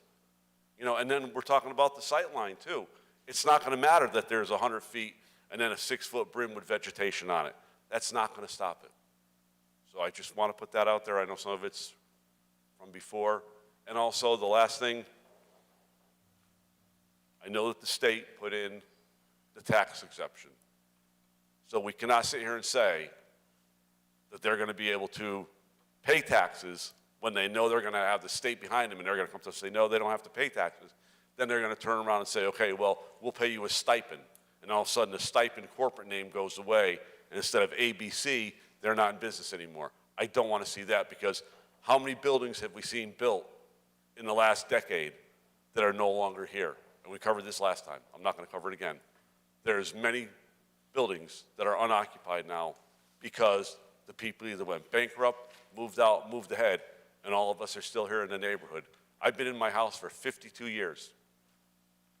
It's like I said, the town paid overtime all summer this year, all summer, the weekends, because our town employees were too afraid to go on my street and fix the power lines. They had to do it on the weekend with the police and the safety people there just because of the amount of traffic, because we as a town won't slow it down. So thank you. Thank you, sir. Gentleman in the back. And while he's coming up, the people on this side, any other individuals? I think we have 2 or 3 people. Okay. Thank you, Mr. Chairman, and thank you, Zoning and Planning Commission. My name is Ken Lloyd. I'm president of the Wallingford Community Farmers Group, and I have a few questions. I don't want to botch your name up. I think it's Tucci or Tachi? Tachi. Tachi, okay, thank you. So I have a few questions. So I appreciate Mr. Fitzsimmons asking some very prudent questions, and Mr. Hines as well. You said you represent the proponent of the project. Am I incorrect about that? Most often, yes. Most often, yes. My question is, why isn't the people, the data people of the company Got Space, for example, here, if they really want a data center in Wallingford, shouldn't the people that really want it be here to make a presentation to our wonderful people in our Zoning and Planning Commission who have worked really diligently with the educational forums we've had? And they have no way. They're not being able to ask Got Space Data tonight what is going on. You're here. So who's paying? I'd like to ask a question, if I may. Who's paying you to be here? The town. The town's paying them. The town's paying, okay. I appreciate that. So if you're a proponent for the client that wants the data center, I think you should be void from what you're saying, because Whereas the other person that is really independent, that doesn't represent the proponent, you're representing evidently the proponent, what I've listened to tonight, and I've listened very carefully. Am I incorrect about that? I think you're incorrect about that, I am. sir. I'm representing. He the town. represents us. He's He represent- only works for us. He's only in this working for scenario. us. And you're, yes. Okay. He's not working for anyone who's proposing anything to the town of Wallingford. All He's right. on our, we hired him. On He our works dime. for us. Okay. He answers our questions. But but the question was asked about this before. and In terms of his practice, Right. you think, I mean, I highly think it's highly unlikely that there are experts of his type who only work for municipalities. Okay, I I appreciate think, that. you know, and when we talked about whether or not towns have them on the staff, just so you know, there used to be a sound engineer, and the state's staff no longer exist. No longer exist, just so you know. Well, all those questions were brought up because of the comments, and they were very well made. So my question is now, my understanding was tonight we were having not only a discussion about the project, but possibly a vote yea or nay. And I don't know that that's true or not. I'm not assuming anything. As president of our group, we have come out very strongly for many reasons, and I'm just explain that. In that area, and you said you haven't visited any of the residents or really taken a look at that area.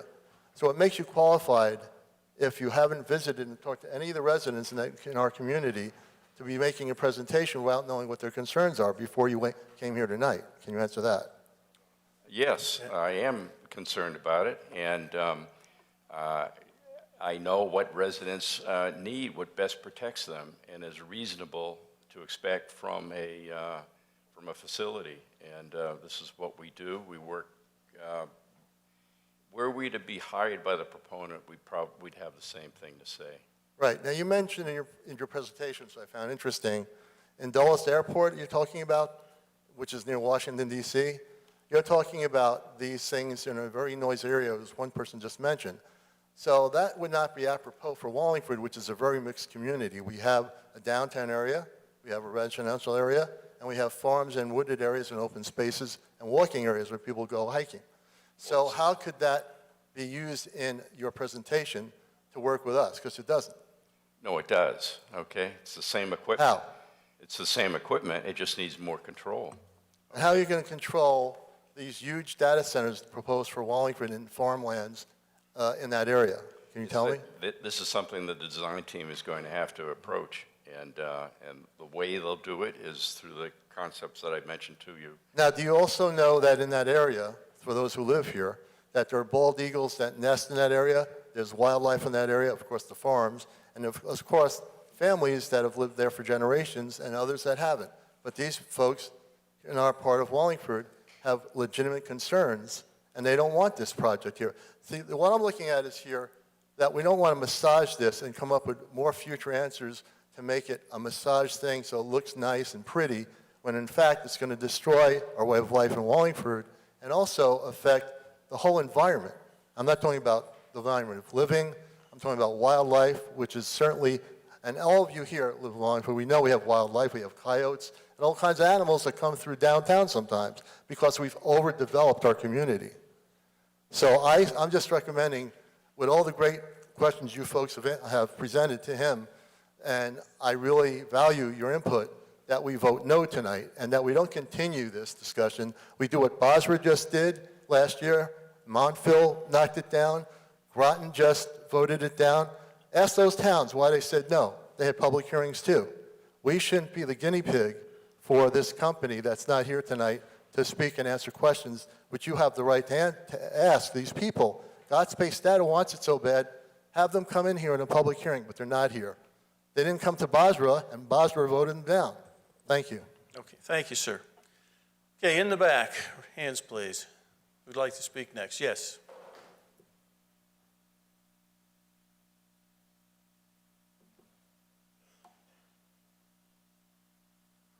Stephanie Massimino, 1043 North Farms Road.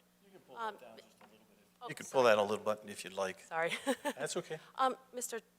Tachi? Tachi, Okay, yes. sorry about that. Thank you. So just a quick question. Now you had mentioned, as far as repercussions for exceeding the limit over the 5 decibels, you said there wasn't a possibility of, shutting everything down.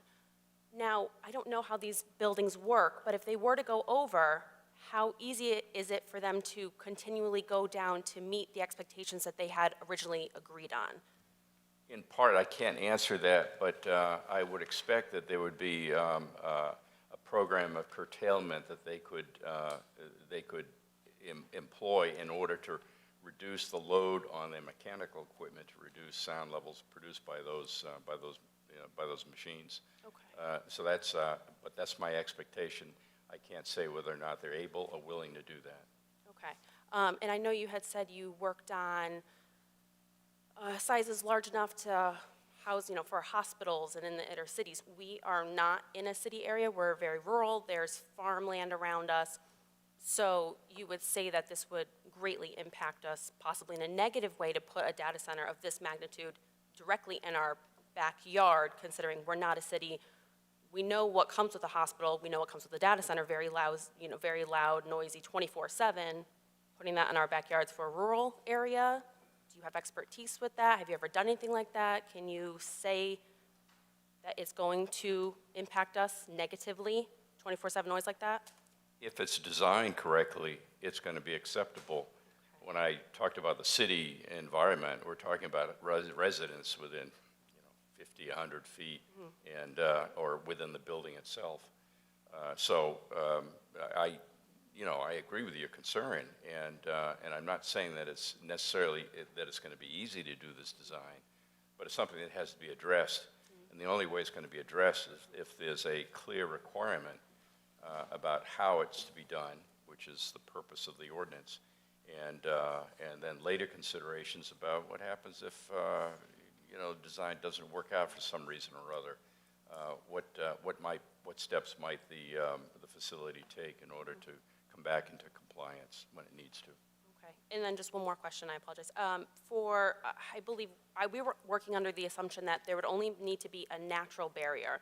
So the trees, which we have, but from your presentation, it seemed there should be more than that, tall walls that would need to protect us from the sound, because we have very tall houses. I have a 3-story house. So I assume that the natural barrier that we have, that would not be sufficient enough to protect us from the sound that will be in our backyard. No, Okay. the natural barrier is not really going to be functioning terribly well, in the sense that most of the noise is going to be coming from equipment on the roof, unscreened by ground structures. And with respect to the emergency generators, there would be barriers that would probably extend above the emergency generators to act as a solid wall, in addition to other controls that would be implemented in the generator design.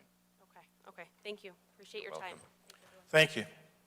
Other members of the public on the right side? Yes, lady in the white. Is there anyone else on the right side that would like to speak? Good. We'll be moving into the center after this young lady. Kathy Palmer, 18 Tankwood. Could you please get a little closer to the microphone? Thank you. Kathy Palmer, 18 Tankwood Road. The town council entered into an agreement with a company that's now a new company. It was a mistake. Other company, the more I think about this, I keep thinking of that popular phrase, we're building the plane as we're flying it. We're trying to figure something out as we're going along in an industry that there's no industry standard.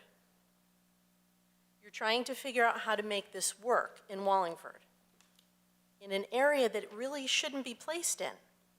We're looking at changing a zoning in an area because of a proposal. That's why you're looking at it in this area. I don't think if we took a step back as the town of Wallingford, we'd say, this is the place to put this. And I really don't like that we're experimenting in the middle of a residential neighborhood. It just does not seem right.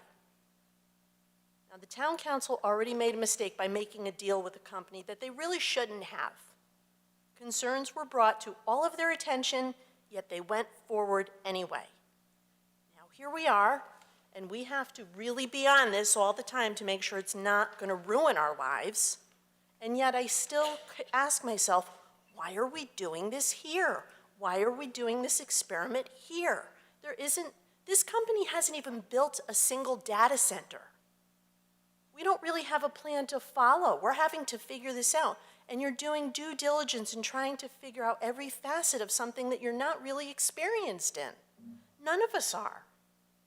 And it's going to be in our backyard. And we're going to have to live with the ramifications. And it seems like this is the only place that we're going to be able to stop it, is here. I can't get behind this, no matter how hard I try. And it just doesn't seem right. It seems very wrong. And I really hope that you take several steps back. Thank you. Thank you. And we'll go to the center here. Yes, lady behind you, sir, and then we'll take you after her.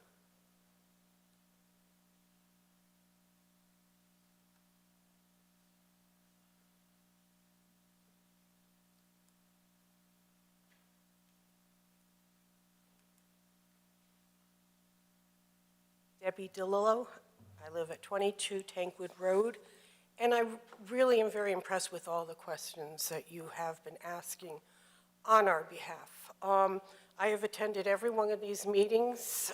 A lot of it is becoming very repetitious. I realize where you're going with all the repetition. But my question is, do we have somebody else who wants to build this data center, or, as Kathy has just mentioned, and she actually did a lot of my speech, or is it only this one company who's kind of pushing all this on us to reinvent or invent this wheel? Or, or is this just the only company that's interested in a data center in our town? Well, I'm not sure as far as other companies might be interested in data centers in our town, but there's the host agreement that I think some people mentioned that was entered into with this particular entity for, for data centers. So, on these hyper data centers, whatever they may be called, there's the host agreement that goes with that. So, again, there could be, I guess, if someone approached the town and looked for, a data center of this potential magnitude that GodSpace is represented, they could come to the town and look for another host agreement. There's other smaller data centers that someone may be interested in developing, not necessarily these larger hyper data centers. But as we found, there's not really too many of these around. I mean, everybody that we've talked to has said, you've just said 10 years, they started and then they kind of weaned out, and I think we all kind of know why. I mean, technology, I've talked to IT people, and they've all said the same thing. You give them a few years and they're going to be obsolete. And I think that's a big issue, that we should look at. I do have a couple letters that people had emailed over to me only because they were going to be away on vacation. Do you take these, or how do I? Oh, absolutely. If you Okay. give them to Mr.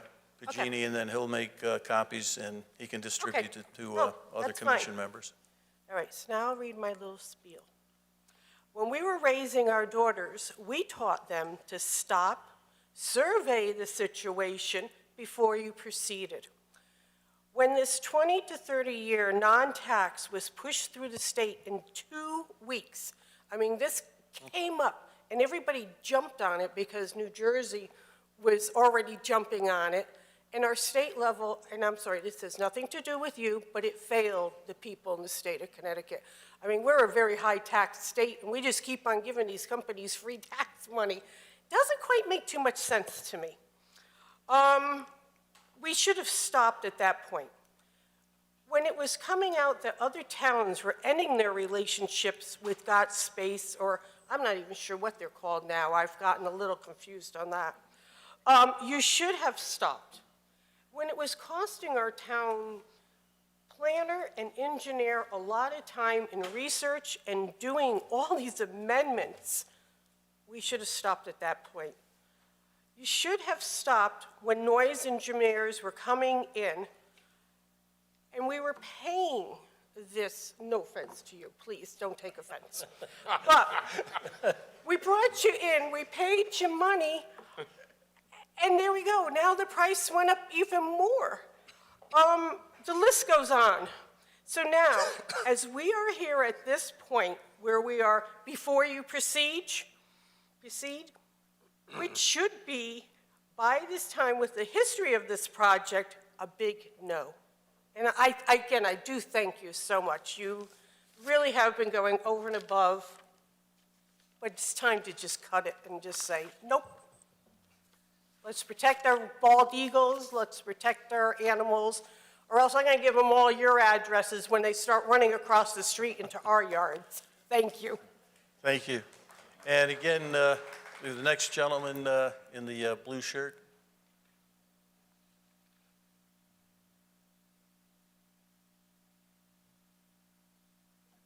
Man, I'd like to get some pictures.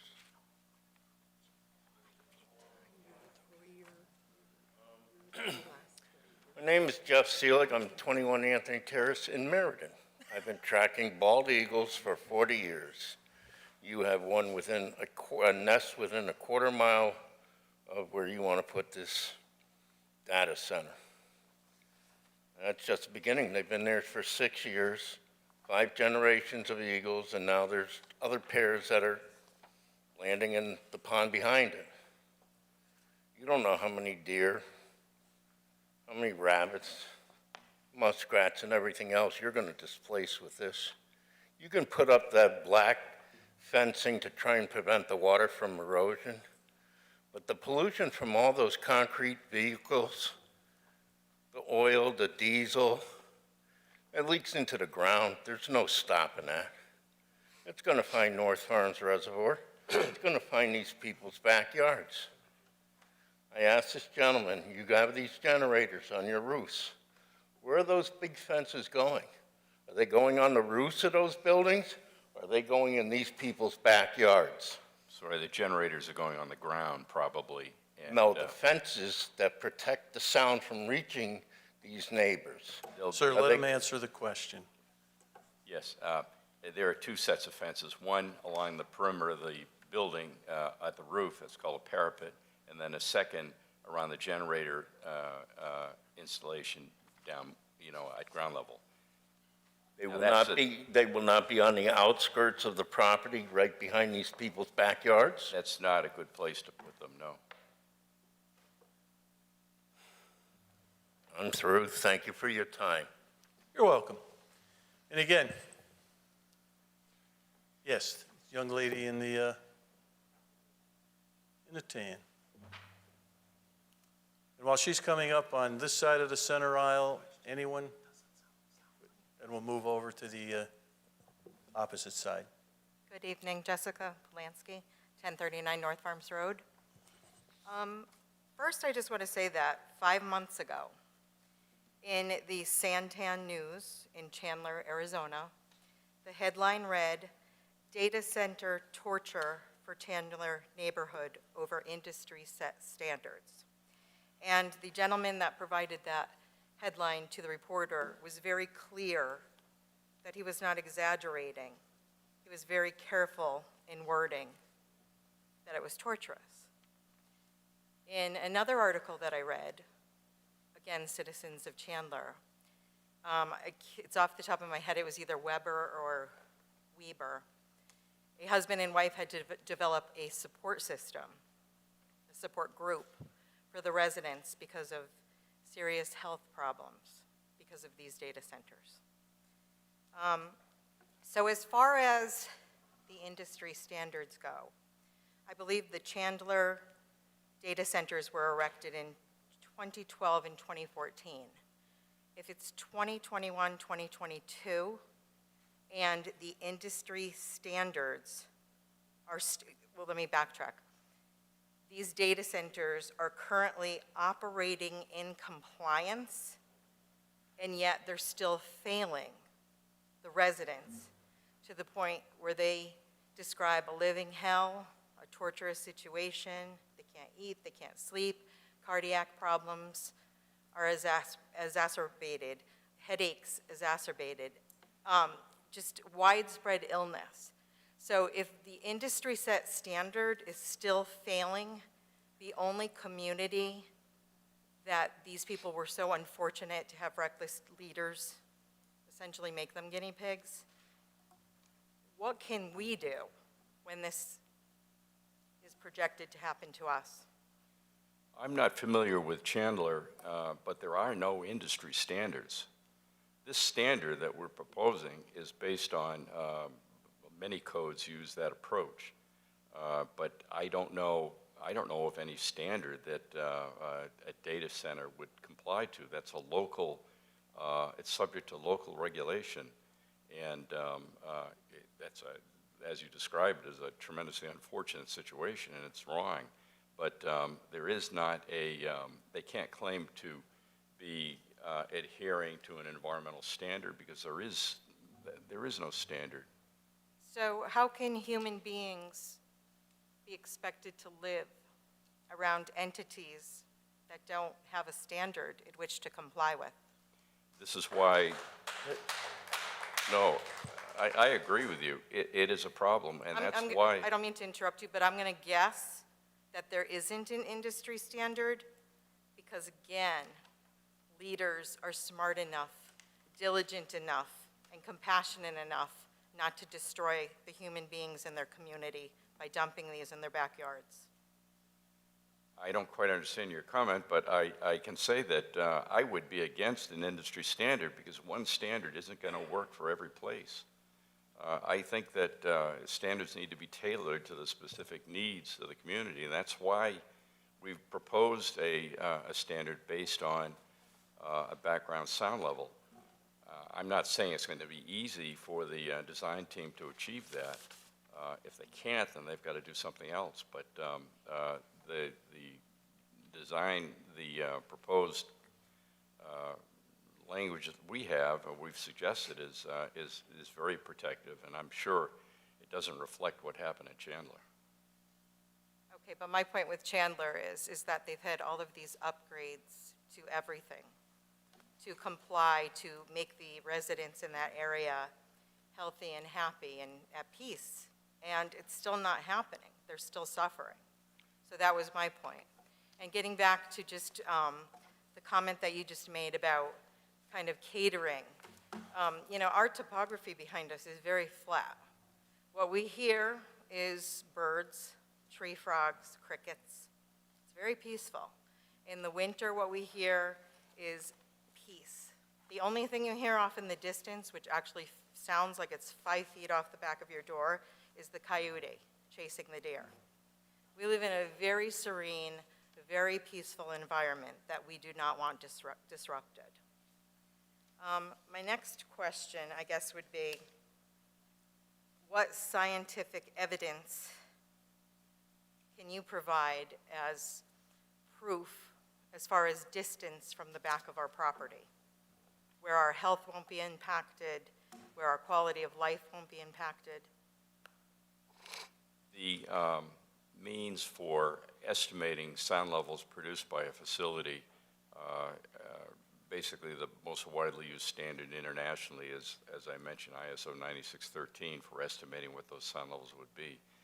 Now, and yet that couldn't compare to a serene neighborhood environment. That's the purpose of the code, is to gauge how much noise control is necessary. Now, are you going to hear the facility under those circumstances? Probably at the quietest times of the night. Yes, you will hear it. I think you could characterize it as most often you're not able to hear it, but certainly in those quiet times at residences closest to the facility, yeah, it would be audible, I would expect. Okay. Not objectionable, but audible. And beyond the audible annoyance of just the sound, we then have to take into consideration people who have medical conditions, which I brought up my issue with the illness. I thought that the illness statement that the Wallingford, that town of Wallingford provided, which simply read, Research conducted through scholarly journal databases resulted in no direct links to data centers and human illness. And I just find that completely disingenuous and completely misleading, because although the data center might not cause a cardiac problem, it doesn't mean if you have a cardiac problem, the wavelengths, the sound variables, both high and low, are going to affect you to the detriment. It does, if you're a migraine sufferer, it doesn't mean they're going to cause a migraine, but it would make it a lot worse. I've read many articles that this particular noise, if you're not a headache sufferer, you can become one, serious one. Depression is increased. There's a plethora of medical conditions that are of serious issue. And I would like to ask the town or the town planner if a cardiologist has been consulted, if, as far as cardiac problems, heart issues. Has a neurologist been consulted with people who have brought forward migraine headache issues? Anybody with mental illness or depression? Has any doctor been consulted? I guess, Mr. Pagini, would you like No. to answer that question? I think I know what your answer is. No. And why is that? Since the beginning, we've had many people in the public bring forward serious medical concerns. We consulted with Mr. Tochi, and he advised Mr. us. Tochi, could you solidify right now that residents have absolutely nothing to worry about with health conditions, that they won't worsen by any type of sound from this heaviest industry? I know of no incidents when the levels Can you that we're speak? trying to achieve will cause those circumstances. There are other kinds of noises that are problematic, and they are things that have to be guarded against, but at the levels that we're proposing, I don't expect that to be the case. Okay, but you also just told me that you haven't consulted with Chandler, Arizona residents who are in class action lawsuits over medical issues, and yet they are the guinea pigs and the only people that would actually be viable to speak to get accurate information. I have not spoken with them. Is the town of Wallingford going to take the residents' medical conditions seriously and do some research? I believe that, Mr. Pagini, you've looked into this and you've spoken with, is it town planners in various areas as far as concerns that are there? If I you'd was like just to- told that no would you medical please doctor has been I'm consulted. asking No, Mr. Pagini. no just medical calm doctor has down. been consulted, but I did call Chandler, Arizona, and they definitely had some good information. So, and I've never, to be on record, I've never stated that I am a proponent of these in residential areas. I stand by that, and I'm looking at the entirety of a zone.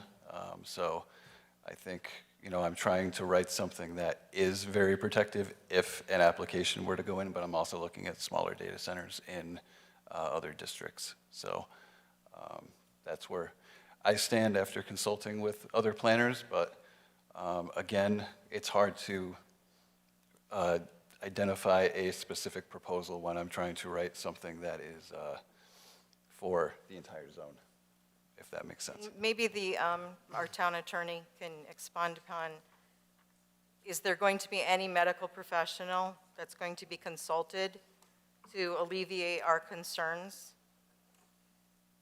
I mean, I don't have any intention of seeking such information. I mean, we can't write a zoning regulation for an entire zone based upon certain individuals' issues. Taxpayers? Yeah, I appreciate that, and, we're creating a reg in accordance with law, and we have to create an entire zone. We're relying on the expertise that we have. Well, if you can't protect residents and you can't ensure that their health and well-being will be protected, then maybe that right there tells you not to build these around human beings.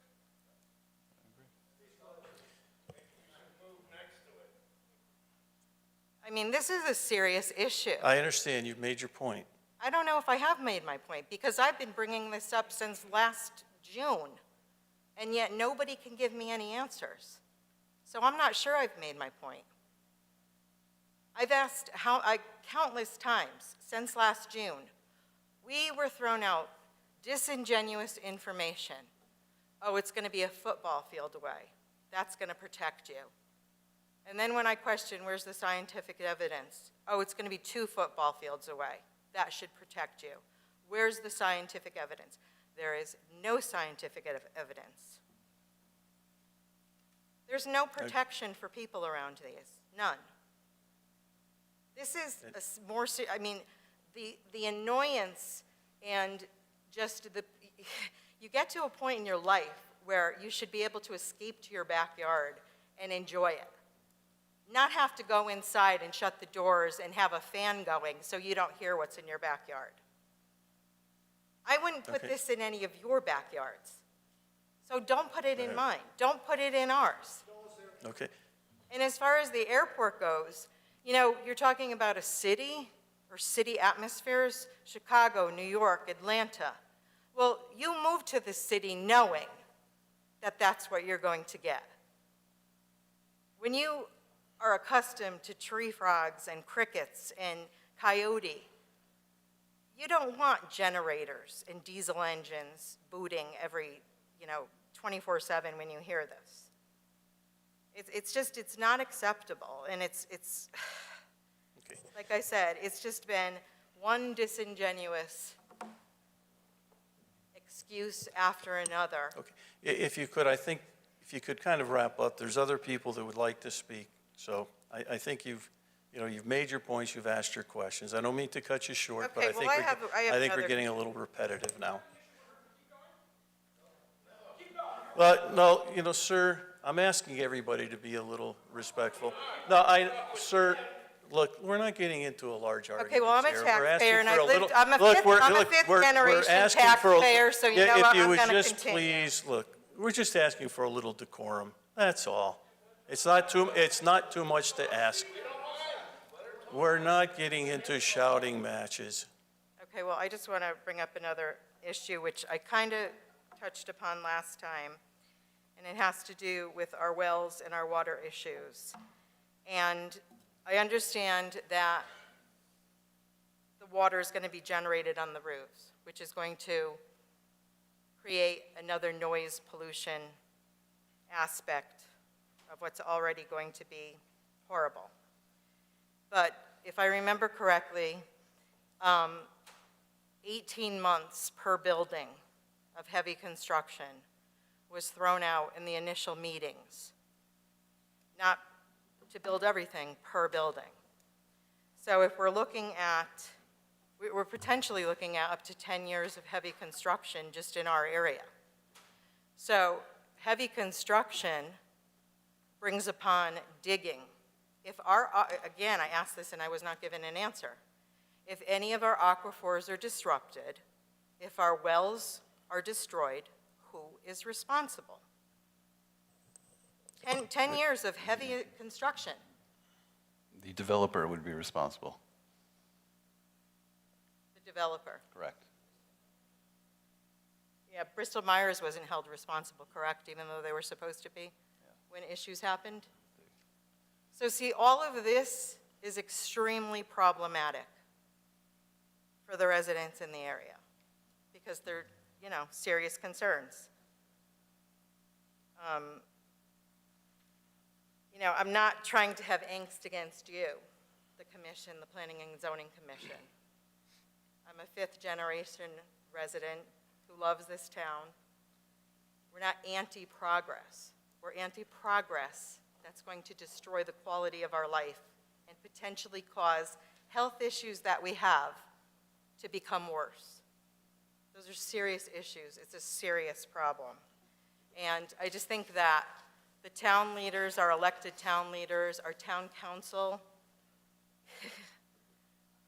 they didn't send you a sailing ship. They pushed this over Niagara Falls in a barrel. And now you're left to clean up essentially their mess. They should be embarrassed, except for the 4 no votes. There was a handful of us that were here from the beginning, and we pleaded and we begged to hit a pause, to gather all of the information that we asked back then that's still not answered today. We asked them, please pause. Our neighbors are unaware. Not too many of us know about this. Everything was rushed. And again, without industry standards, I respect you and everything that you've come here to say tonight, but with all due respect, I don't think, this should be built around the public, the humans in town, the taxpayers who are raising families. And I just think that we ask that you continue to do your due diligence and respect that, what we're saying, because there's a lot of unanswered questions, and I just implore you all to vote no. Thank you. Thank you. Again, going in the back here, the young lady in the back, and then we'll move forward.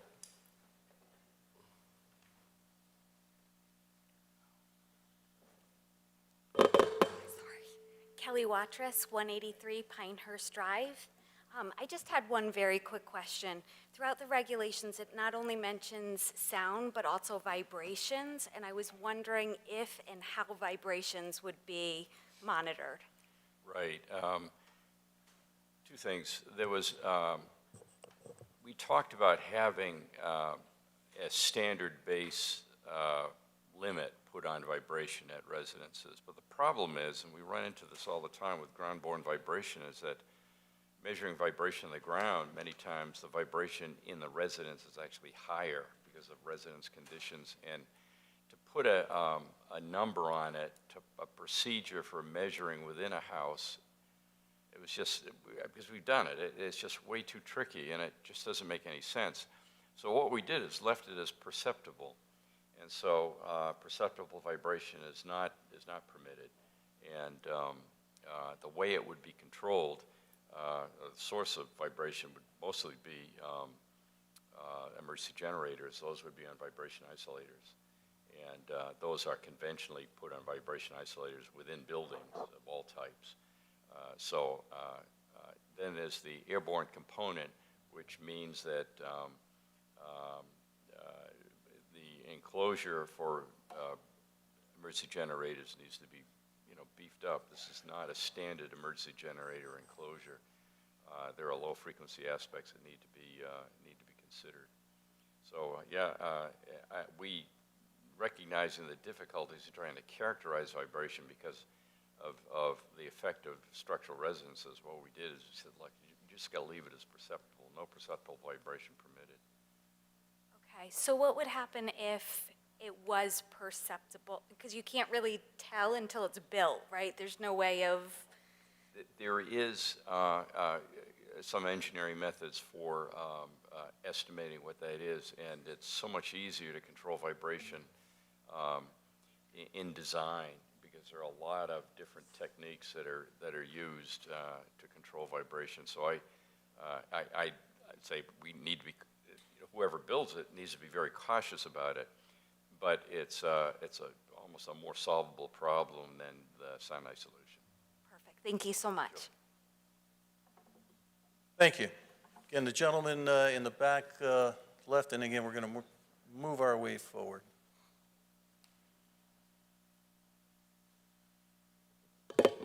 Good evening, Jason Zandri, 35 Lincoln Drive. I would also like to just identify, so that everybody's aware, in some level of transparency, I am on the town council. I was one of the no votes for this. I wanted the opportunity to speak, and I appreciate the opportunity. Thank you very much. And I would like to lend, with my comments, my level of experience. 9 years of experience working for Northeast Utilities, which is now Eversource, and 26 years of working in information technology. For the discussion point earlier when we were talking about peak shaving and these facilities, generators at any data center, I don't care the size, are there for two purposes. So the place never goes dark when they lose power, and for peak shaving. For the element of peak shaving, so that everybody understands it clearly, it is to bring down the demand level charge on a building. When any facility, doesn't matter what it is, draws power, there's a certain amount of power that it draws at bulk. When all the lights are on, the heat is going, whatever it is, that brings the maximum demand level up for that building. That is the rate in which they pay for the remainder of that billing cycle. When they peak shave, they're making it so that their costs are averaged down. That's the purpose for it. That's why those generators are online. For For the perspective of the discussion on data centers have been around a long, long time. Other people that have been in information technology, they know this. The old data centers back in the day, the ones that ran your original Hotmail, you know, when Alta Vista and Dogpile were the search engines of the day, long, long time ago. Meriden Airport. Hyperscale data centers, the ones that run now, JFK. Just so you understand the difference between them. And they're not going anywhere. There's going to be more of them. Everything is moving out of on-premises data centers into the public data centers, all of them. All the organizations, all the Fortune 500 companies that you know that have servers in their basements, in their server rooms, they're getting rid of them. They're going to the cloud. And you're going to see more of these data centers, not less, because they need to be replaced from the businesses that they're exiting. The comment was made earlier about what happens when the decibel levels are exceeded. Generically speaking, fines are put down. Whether it's sound, whether it's a large business that doesn't breaks industry rules or trades. Over in the EU, I'll just use Microsoft as an example. Over in the EU, every couple of years, the European Union decides to fine Microsoft. $1 billion. They pay the bill, they fight it, they contest it, the lawyers go back and forth. Why would they pay $1 billion in fines and continue to operate the way that they do? Because they make $50 billion a quarter. That's why they do it. They don't do these things on purpose. It happens to Facebook, it happens to other companies. They do their best to meet the regulations. As regulations change, they're fined and they pay them. If these sound levels are going to be breached and they have no way to bring them down, then they're just going to be fined and paid the fines. The conversation was a little bit earlier about the decibel levels on that area. The residents, the few of them that are still here in this room, they know that I was on the street over there about a year ago, inside of a year ago, right around when the vote came up. And I walked the entire length of the street with my very crude decibel reading device, just because I wanted to get an understanding of what was going on in the area, what the ambient sound felt like when I was out there. And I went more than once. During your presentation, this room was very, very quiet. Everybody was listening. And I had the meter running in the back of the room. The only speakers are out here, and I'm sitting back there. I walked the length of Tankwood Road all the way to North Farms Road. The meter that I have on my crude little device moved between 35 and 45 decibels. It peaked at the corner of Tankwood and North Farms as cars would go by at 48 decibels. During your presentation, the loudest it ever got was 51. It averaged between, the average was 34, so it was as low as 19, and as high as 51.6. The average during the 9-minute segment I recorded was 35 decibels. So what I'm trying to tell you is that your presentation is almost louder than the ambient sound in that area right now. This is what I want to make sure people understand. This is why, with all this new information that the council never had, we shouldn't have passed it anyway. You folks have so much more to go on. The host agreement has been given by the town council to one organization. Unless the council is willing to give it to another, that existing organization is the only one with the football. If they don't get an opportunity to build, they've got a tangible asset to sell if another organization can come in and build it. I really hope that with all the information that you've gotten through all of these different meetings and what all the residents have said, that you really take it to heart to do the right thing. I appreciate the opportunity. Thank you very much. Gentleman back there, and then we'll take you next, sir.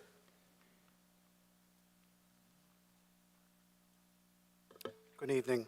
Mike Liddon, 29 Pomeroy Avenue.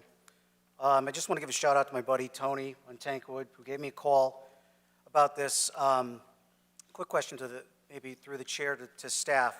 So this is application 90321 that was first filed back in October, correct? Yes. And it was, when did the legal notice run? That was back in October, would you say? Correct. when was the effective date for the WI zoning district? April 12th. April 12th. Correct. So you have a technically flawed agenda tonight because Town planner of Cheshire? because the application, you advertised between the IX and I-5 zoning district, and now you have an agenda saying the WI zoning Correct. district, which Consulted with Let- law Let department. Mr. Pagini answer. I consulted with law department over that technicality, and she had advised me that no more notice was needed because it was the same area. So, as I'm a professional planner, I work in other communities. I'm also the vice president of Connecticut Association of Zoning Officials, and I teach actually the intro to government and teach general state statutes to individuals that go through our certification process. Everything that we teach through our program, this would be a new application because you have another zoning district that's being referred to. So you really triggered a new application. This is really, you have one option tonight is close the public hearing and deny the application and start all over. I I guess- also want to make a few other comments regarding your other responsibilities. We've heard a lot about the regulatory responsibility developing regulations, but you are a combined commission. So you also are the planning commission. And I haven't heard a lot about consistency with the plan of conservation and development. Because under 8.3a of the general state statutes, you just state on the record the findings consistency with the proposed zoning regulations or boundaries or changes thereof with the plan of development within the municipality.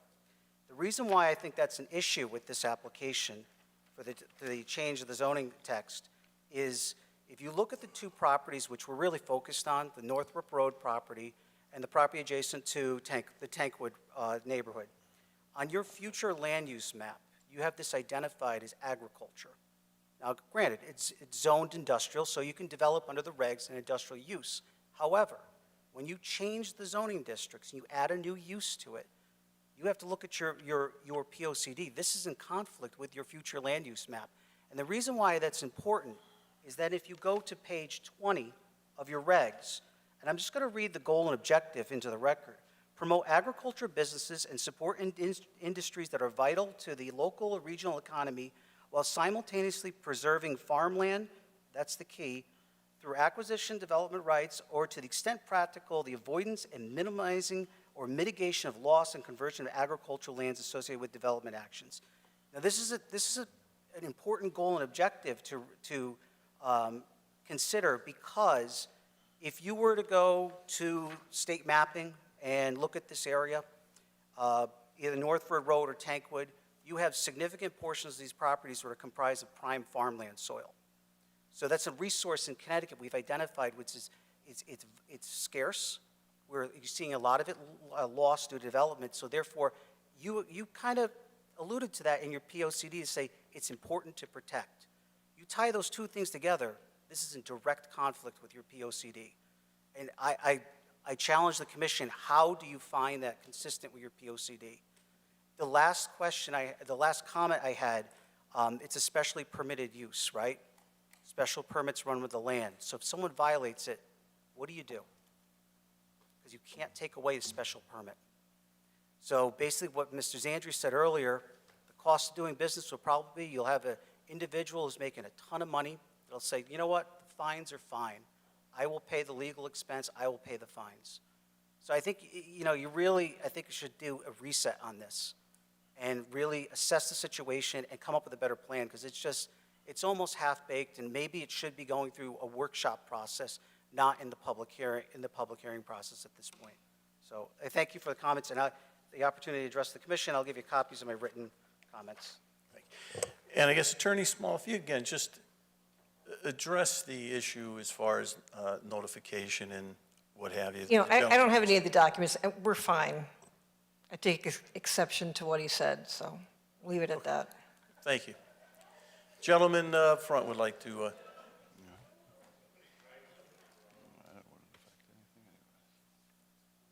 Dave Ellis, 56 Old Lane Road in Wallingford. I am on the Wallingford Land Trust Board, and we are, of course, a major property abutter to these zones, these potential properties, and we're on the opposite side from the residential. So my question is, in the proposed regulations, how many points are the baseline measurements going to be taken at? 1 point, or would be you typically take a lot of points around the properties to get the baseline? No, we typically post, see, this is a little bit complicated because we have several potential locations, so there could be several 10, 15 measurement locations in order to quantify the background at all of these buildings and all of the affected areas. So I don't have an answer for you on that, but it would be a lot of monitoring at 7 days or 8 days at each location. That's my guess. Now, is that, would just be a professional recommendation, or is that something in the regulation that would say that we would have to have a certain number? No, I don't think it would be appropriate for regulation because it's a judgment call that has to be made by the agency, the organization, making sure that they have a representative sample that covers all of the areas of concern. Now, one thing I can say is that background sound level is fairly uniform. It's not like, for example, the maximum sound level that might occur with a vehicle passing on a road. As you get away from the road, the sound level goes down. But you'll find that the background sound level is controlled by very distant traffic, so that the distance from the road is much less sensitive. And so you'll find that the measurement of background sound is fairly uniform over a wide area. But that's all I can say at this point. But I would expect that several locations would have to be made if you're going to get a town, sort of an area-wide baseline. So we obviously are concerned, it's a very wide area, and we are not, the open space is not where the residents are. So we're concerned that the regulations include monitoring near the open space, because this open space is not a place where nobody goes. It's a very popular hiking area in the town. It has the only waterfall in town. It's actually near the Parkway, which is actually, I'm sure our noise level is actually higher than the residents, but nevertheless, we would want measurements taken there so the noise level could be engineered so that it's not, you know, okay at the residents and horrendous at the open space. We want it to be, the regulations to be equally applied to anywhere people can be, their residents or in the areas of outdoor recreation. And that's the desire of the Land Trust. Okay? Thank you for your time. Thank you, sir. And again, in the center aisle, I saw you move over, so. Gentlemen, thank you very much. Tony Hayes, 1083 North Farms Road. Thank you for listening to the concerns of my family and my neighbors and friends in the neighborhood. Earlier in the process, we talked about, we had brought up data center usage and problems with data centers, and we spoke specifically about two locations, one in Chandler, Arizona, and we talked about Loudon, Virginia. I'll touch base with the Chandler one first because that's been talked about tonight. They built Cirrus One built two data centers in Chandler, Arizona, once in 2011, one in 2014. Had problems with the noise coming from the facilities. Arizona did not have a noise ordinance that stood up to any type of challenge, and the data centers basically ignored the requests from the city and from the residents to take action and put sound dampening equipment on their chillers. They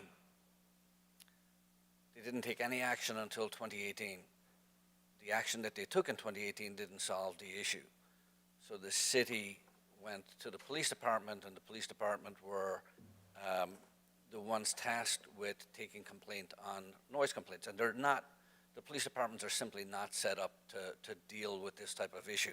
They don't have the equipment, they don't have the knowledge, and they did not have the ability to go after the operator of the data center in any meaningful way. So the city was left with a big problem. How do we solve this? So their way of solving it is they had a meeting in March of 2020. So this is just quoted from their meeting at that point. City officials say data centers aren't sustainable. They don't generate quality jobs and produce disturbing levels of noise to nearby residents. It made sense for us to pursue this 10 to 15 years ago, but it no longer does. They continue to have the police department monitor and charge misdemeanor fines to Cirrus One, which is the runner of the data center. But the most important aspect to come out of that was, I just want to get my dates right. They basically changed the zoning in Chandler, Arizona to prohibit future building of data centers. Data centers were looked at as something that if a proposed development comes forward and data centers are listed as the primary source of usage of that property, it cannot be built in the city of Chandler, Arizona. So we'll move from Chandler, Arizona to Loudoun, Virginia. Loudoun, Virginia is data center alley. There are more data centers in Loudoun, Virginia than there probably is anywhere else in the world. 70% of the data going through the United States on the eastern seaboard pass through this area. So they have an extraordinary amount of buildings. The difference between Loudoun, Virginia and the state of Connecticut is Loudoun, Virginia is a little bit smarter than we are. They taxed the data centers, so they generate approximately $586 million a year in revenue coming to the county of Loudoun. That represents 30% of all of the monies that they collect in taxes. So from a political point of view, the data centers are extraordinarily powerful in that state. They basically can do as they please.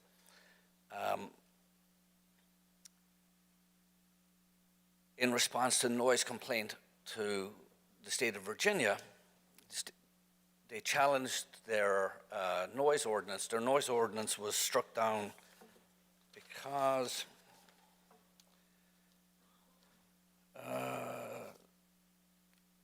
so the noise ordinance was struck down in 2016. It was ruled unconstitutional because it was unreasonably vague, as it relied on a reasonable person standard.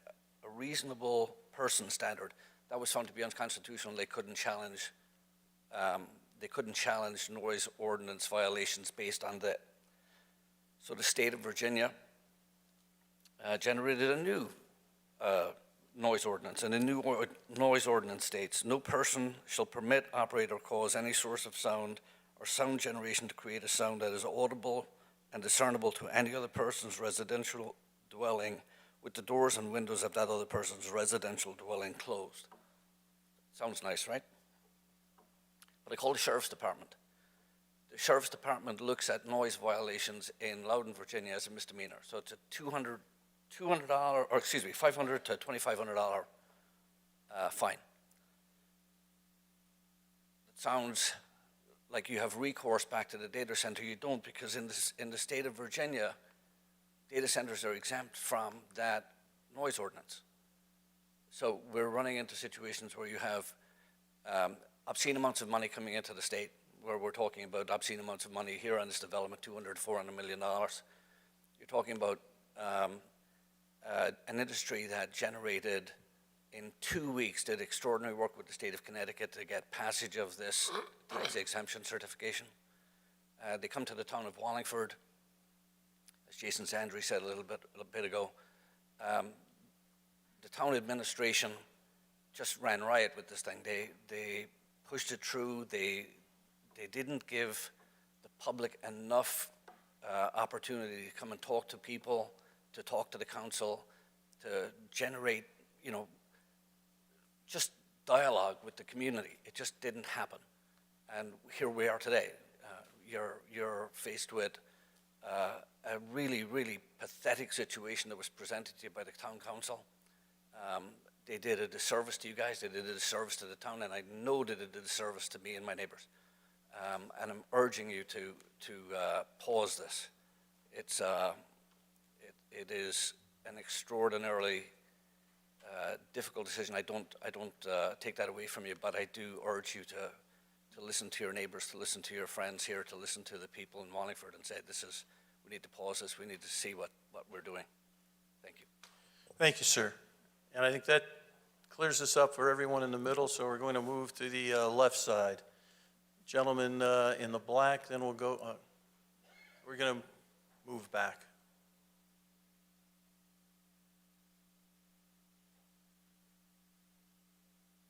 Ed Bradley, 2 Hampton Trail.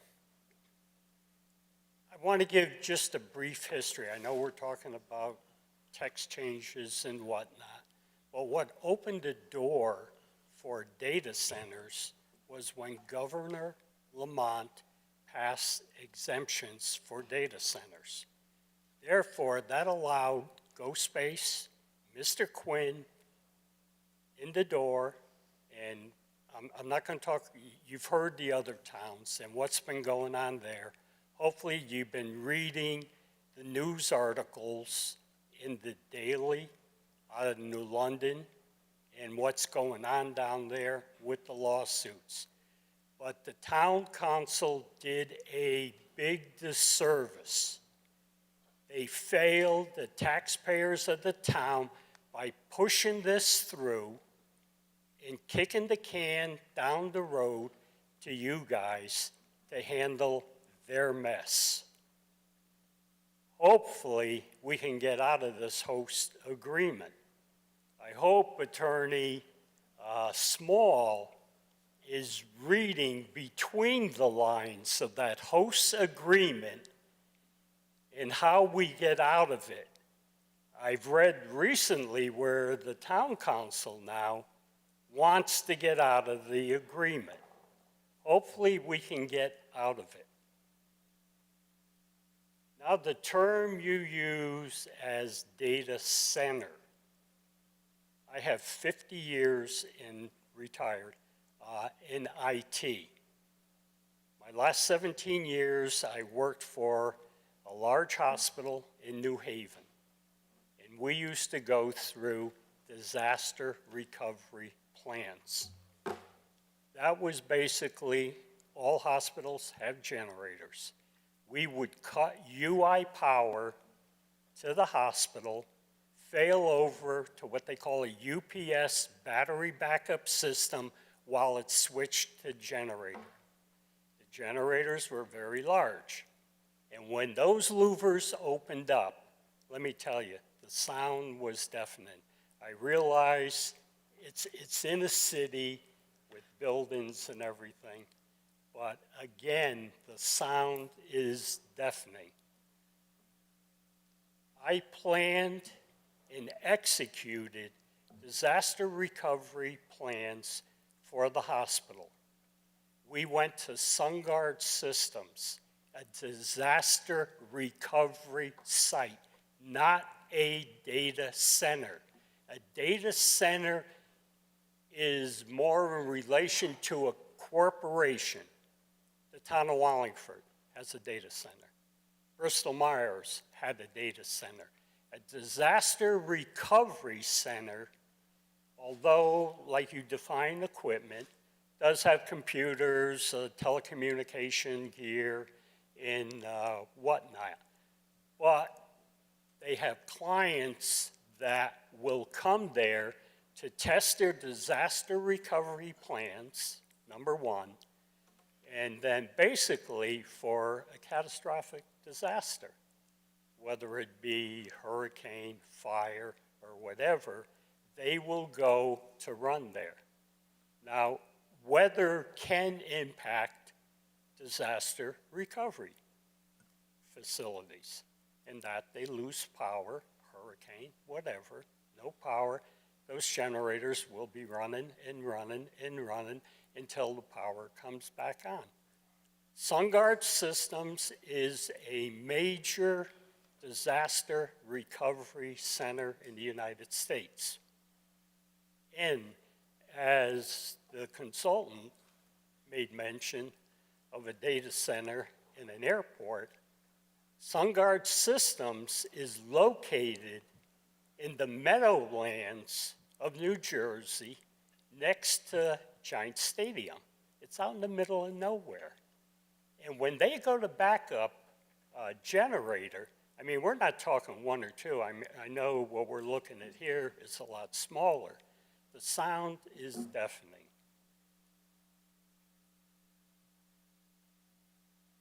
what I want to address is the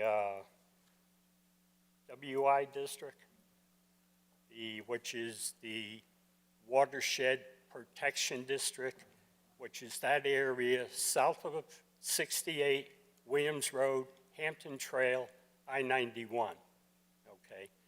I've talked about this before and how the Muddy River flows through there and it services the town reservoir. My question to the commissioners, have you ever walked that area to understand the topography of that area?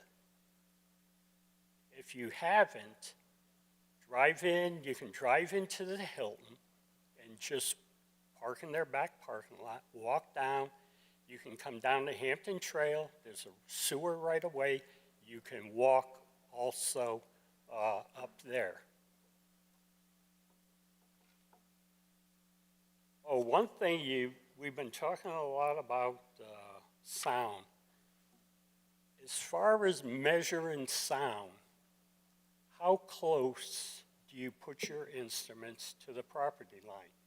10 feet, 50 feet, 500 feet? That does depend, but as I mentioned before, background sound varies a little over a very wide area of hundreds of feet or a couple hundred feet. So it depends. It depends upon how close major sources are, and that's determined on a location-by-location basis. But it is an important question. Okay. And again, the habitat, you heard people talk about the habitat and the wildlife and whatnot. This area that I'm talking about is just loaded with, you name it, it's there as far as wildlife. One last question. It came up in one of your meetings, and I'm surprised, as an ex-town councilor, I wasn't aware of it. The Wallingford Aquifer Protection Agency. It seems like that falls in your realm and has members of your commission on it.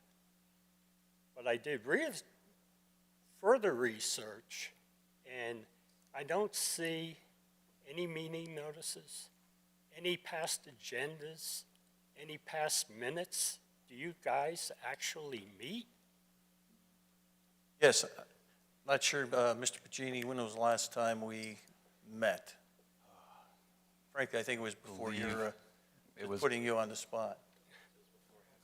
It was back in October, I believe, for the renewal of a permit. And the minutes are in my office. Those are also, they should be filed with the town clerk, is that Correct. correct? So they'd Yep. be in the town clerk's office also? Okay, I'm not totally up on FOI, but doesn't FOI require them to be posted like your minutes and agendas are? I believe so. It's on I don't the, see them out there. I don't see anything. There is an agenda. I can send it to you tomorrow. Post them up so we can all They should be up there. all read it. I think that's my comments. Thank you. Thank you, Mr. Bradley. Okay, and we're still on that side. I believe the gentleman in was it the white shirt had a question, then we'll go to the gentleman in the black, and then the lady in the back. Oh, well, we'll go to the gentleman with the tie afterwards. No, you're up, sir. Let's go. Thank you, Mr. Chairman.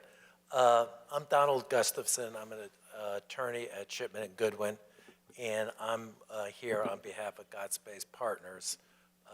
I did talk earlier today with Attorney Small with respect to the application.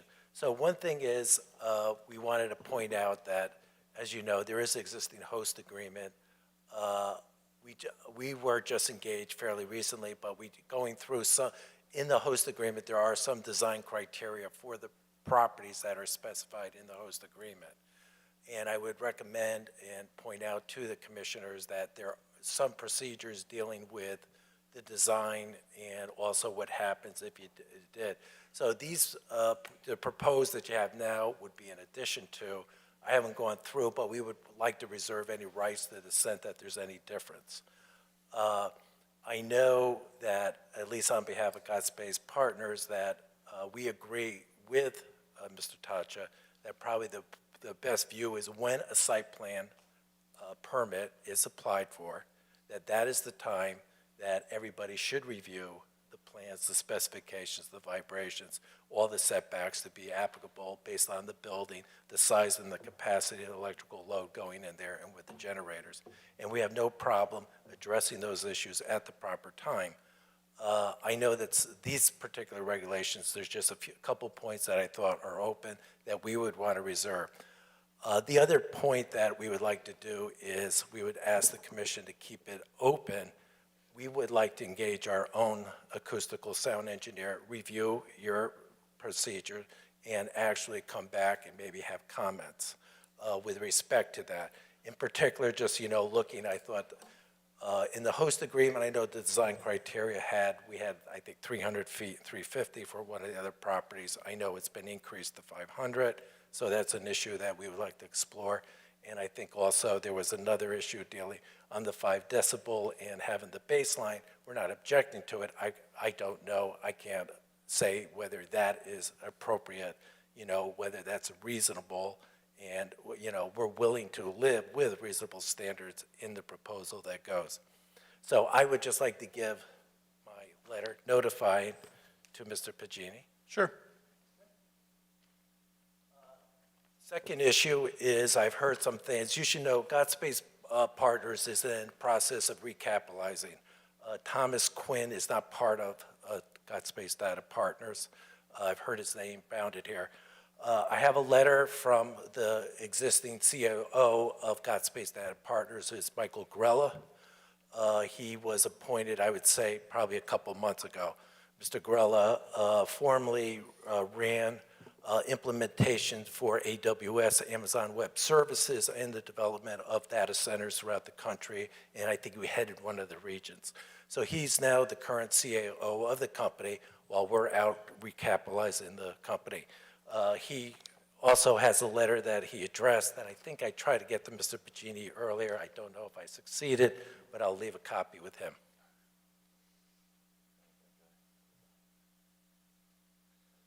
And so the 2 requests really were more time to do it and also whether the commission would keep it open. And what I would say is if you give us up to 60 days, we would definitely get back to the commission, to the members and to the board with our recommendation and comments on your expert, Mr. Tachi's presentation. Thank you, sir. And I believe it was a gentleman with the tie. Did you want to speak, sir? And then we'll move back.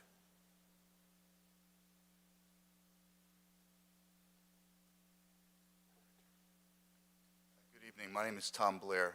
Thank you for having this forum tonight. I'm here representing Godspace in that we were brought in. You could, sir, get a little bit closer to the microphone. Sure, I see the light coming on here. Sorry about that. Yes, thank you for having us tonight. We wanted to just respond and let the public know that we are very aware of the concerns regarding the environment, the impact it's potentially could have on neighbors that are in proximity to the proposed data centers. My firm was brought in to help restructure the business. The management has been totally changed. As Donald mentioned, Mike Rella has joined as COO. He's developed about $10 billion worth of data centers around the world. We are very, very aware of the concerns regarding environment, and we will make that a major part of the conversations going forward. And we don't take the conversations that have been brought up tonight lightly. And I just wanted to let you know that we're very actively looking and considering all of those issues, and we'll be very transparent and work with the commission to develop a strategy that makes sense going forward. But again, design-wise, what Mr. Tachi has presented totally makes sense. It's not something that you would do until you're in the design phase. in relation to the sound and vibration impact. We have actually got a firm, which is a national firm, who, like Mr. Tachi's firm, is very aware of the concerns of the community, and we will address that in an appropriate manner. But we do appreciate your consideration, and we do think that there is going to be some growth in this business going forward, obviously, and I don't think that data centers in general are a negative thing. It actually is something that the global economy does need. It will bring a lot of value to the city and Wallingford going forward, and we appreciate your consideration. Thank you. Thank you, sir. And I'm gentlemen- sorry, Mr. Chairman, could you identify the firm you said you're with? What firm are you with?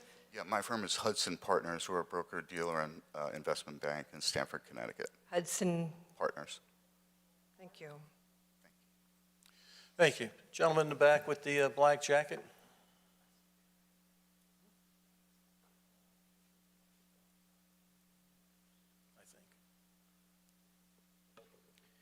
Mike Brodinski, 45 Valley View Drive. A couple of questions, Mr. Tachi, if I may. Is there a margin of error when a sound engineer predicts the amount of noise that a facility like the kind Wallingford may have, kind of big and complicated?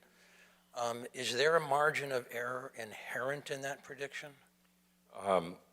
ISO 9613 states that it has a margin of error in its computations. That margin of error is, I believe, is plus or minus 2 dB for certain elevations above the ground and 3 dB which might be more appropriate here. Okay. So there is a margin of error, and that should be considered. So if I understand you right, the 5 decibel increase could be 8? The way to look at it, if the engineering team is going to accommodate the error, the possible margin of error, they would have to design for 2 dB above background. Well, you mentioned earlier, like an hour ago, that if things didn't turn out as predicted, there would have to be remedial measures taken by the developer if required. I will offer that as a possibility. Yes. Did I paraphrase you right? Yes, but that's part of the business that I'm not.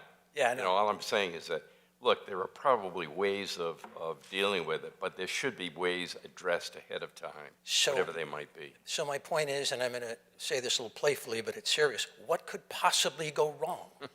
Because you... Yeah. Please, what could happen? It's interesting because we do a lot of environmental design of machinery like this, and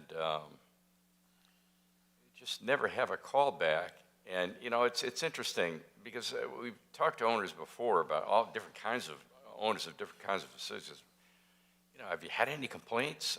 Can we go back and measure it? And I said, no, we don't want to kick a sleeping dog is what they say, and I agree with you. It's a question that we always have, but we have not had, it's not typical to have a problem unless something gets dropped. Often noise controls get dropped in design for whatever reason, and that has to be, we have to be careful, the design team's got to be careful that with all aspects of design, not only noise, that, certain controls, whatever they might be, are, follow its way through the design process into the documents. Well, I don't know if I've answered your question, but...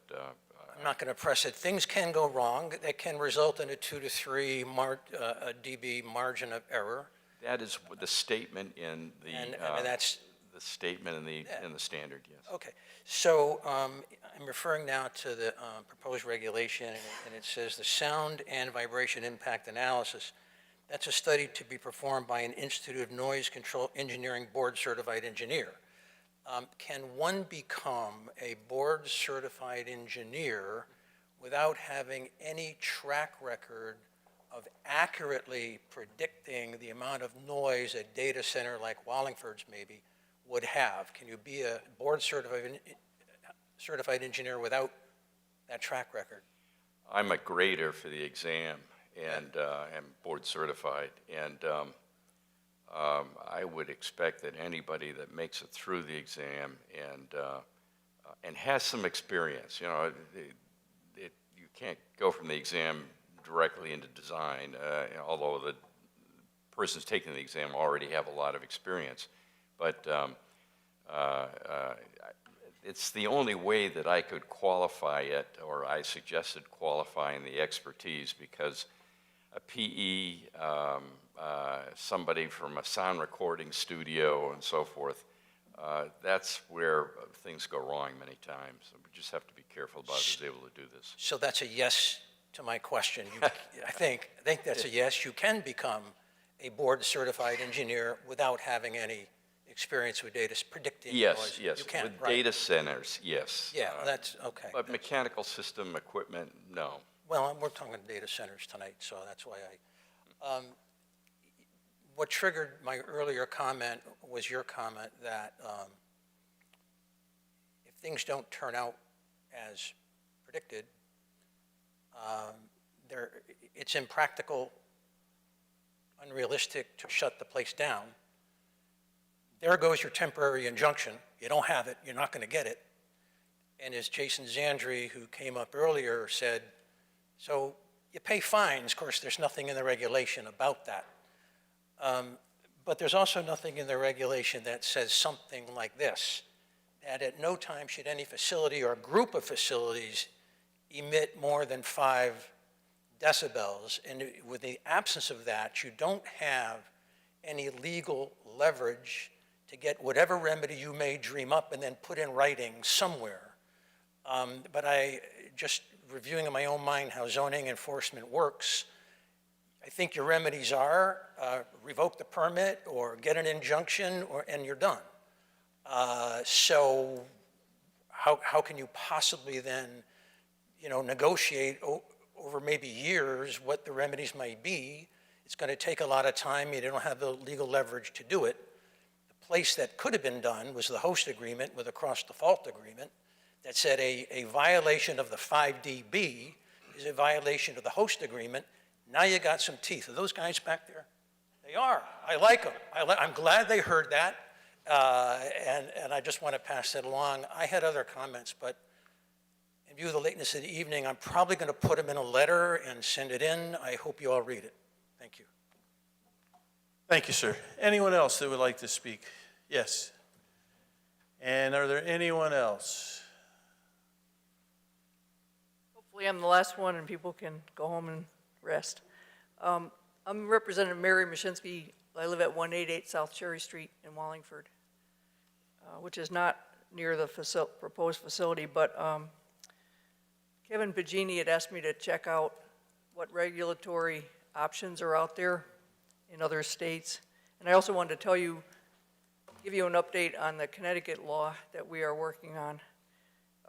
Last year, when we passed the data center bill to bring them into Connecticut, there was specific air pollution regulations that were supposed to go with the bill, and they were stripped out at the time. It was in Bill 6551 last year, and I spent most of the last day of the session trying to get them back in, and that effort failed. But the bill is back. There's a new one, Senate Bill 236, which Environment Committee voted out, and it's an act concerning the use of backup diesel generators for purposes of peak shaving. It specifically will regulate peak shaving of data centers if the bill passes, and we have to act on this by May 4th at midnight. So hopefully, if this is continued to another meeting, hopefully I'll have news for you whether or not the bill has passed, but it's needed for protection of the nearby residents against air pollution. And it should have been, I also tried to get it in the town agreement, and it's not in there. But if this bill passes, Senate Bill 236, that should help the town protect against air pollution.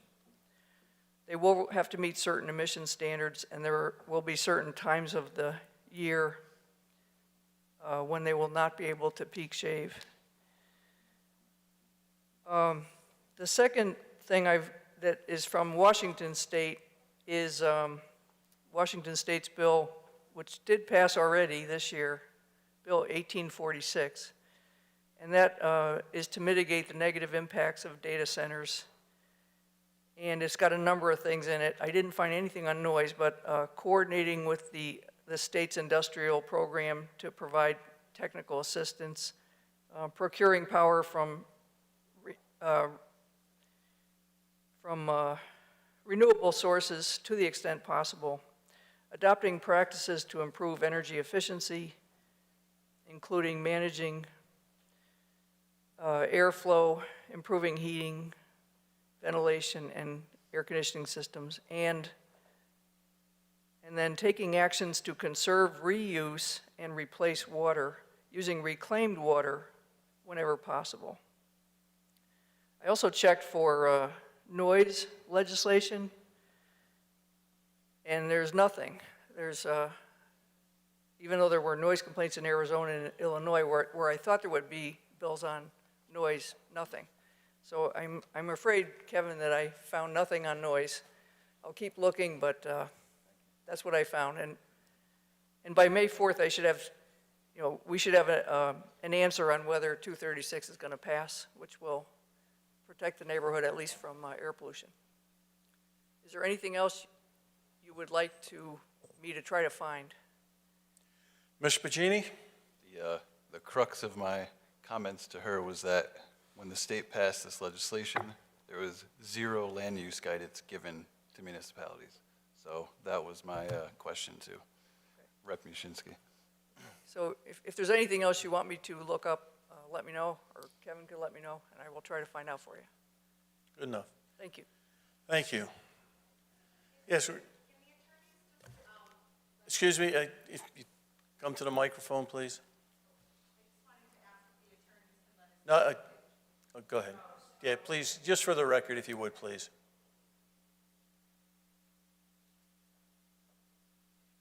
I just wanted to ask the attorneys if they could let us know if they've acquired all the land, if they have all the landowners in contract right now. You're not compelled to answer that. But I think they if you'd said like, now. if you gentlemen would like to, you can, but you're certainly not compelled to.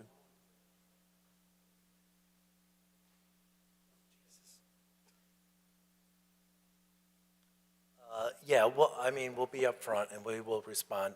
We are still in discussion with the sellers. Some of the sellers believe their contracts, before we got involved, our firm got involved, there's been a lawsuit dealing with a lot of the deposits, dealing with the title company, based on a lending relationship with one of the former, or one of the principals. So some of the contracts have been terminated. Some of the contracts are in existence. The sellers want them in existence because of the position in the lawsuit. But the quick answer to you is we're still talking to the sellers and willing to do the arrangements, and we definitely intend to pursue that within the next couple of months. All right. Mr. Bradley, if you have another comment, make it very quick. We've given, excuse me? No, you're right. One thing that I failed to mention, the You're right. WI district that I was referring to, that's the Ringrose and Dr. Gillespie property. The town would be well-served, and I mentioned this before, I've mentioned it at the Conservation Commission, I mentioned it at the town council meeting. Mr. Bradley, though, focus on the regulation, though, please. That's Okay. what we're looking at now. Well, we were talking about property owners. Yeah, I know, and that was my error. I should not have Okay. let that go. Well, So let I don't me- want to let me- I don't want to make two errors. Okay. 3 errors and I'm done. Let me just say that the town would be best served to acquire this land is open space and protect it. Thank you, sir. Okay. Sir, if you have anything new, I'll give you a minute, but please focus on the regulations. And you'll be the last one. So I just want to thank everybody that's here. Godspace came here. And obviously, there's no real agreements. Money hasn't been changed. So I'm putting a motion to the table, and I'm putting a motion that we vote no tonight and don't give them a 60-day extension. And I want to ask the people in this audience, most of you, do you want to vote tonight? Sir, we're not getting into that. Why can't we? Because we're not. We're asking you for some comments on the regulation. When do we get to a vote? And you don't get to vote. The commission votes Well, on when the are you gonna vote? regulation. Well, that's what we're going to discuss. Well, that's what I thought tonight's meeting was about. That's why we all came here. We're taking public comments, sir. I understand After the public comment, then we have discussion amongst the commission members. I understand. So you're jumping the gun. Thank you. When will that meeting be, the next one? We're going to discuss that after. Sir, I'd appreciate if you just sit down and enjoy the rest of the meeting, and then I think you'll have your questions answered. All right, thank you. You bet. Thank you. With that, I'm going to bring it back to the commission. I know Mr. Allison had a comment or two or questions for Mr. Tochi. Thank you, Mr. Chairman. I have been uncharacteristically quiet this evening.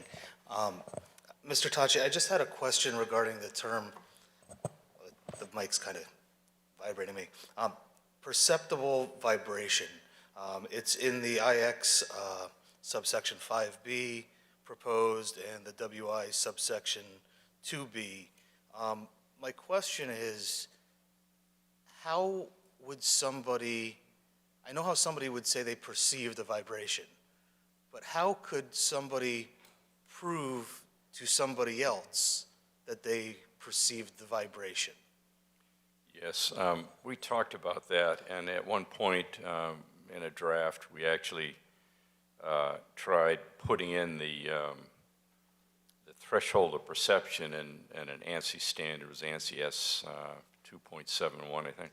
And the problem is that we've been involved with this, many times where you measure vibration on the ground, which is, a good way of characterizing vibration produced by a source.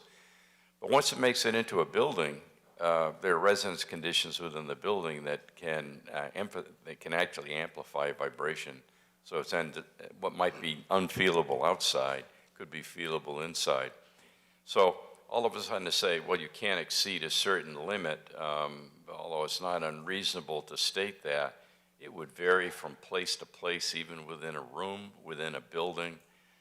It's really complicated, and I don't know if that served the town well to say, well, we'll get in there and measure it everywhere. I just don't think that'll work, because we've tried that before. Okay, thank you. The other question I had is bigger, and if you can't answer this, that's totally okay. But we've been talking about regulation changes, and strictly tonight is on regulation changes. Not specific builds, not any specific projects down the road. We're talking about regulation changes for the IX and the WI districts. And what I don't know is, are we making a regulation that says ice cream shops are allowed in the district so long as they don't use freezers? Given these regulations, is a data center possible? If you know. I understand what you're saying. I wish I could answer it. I can't answer it, in the sense that, is it feasible? It can always be done, but would it be feasible? And that's something that we'd have to get into design. I'm sure that the proponents' design team is going to have to look at that, and they may have problems. But I can't answer your question whether it's even doable. Okay, I totally appreciate that, and thank you. So what you're saying is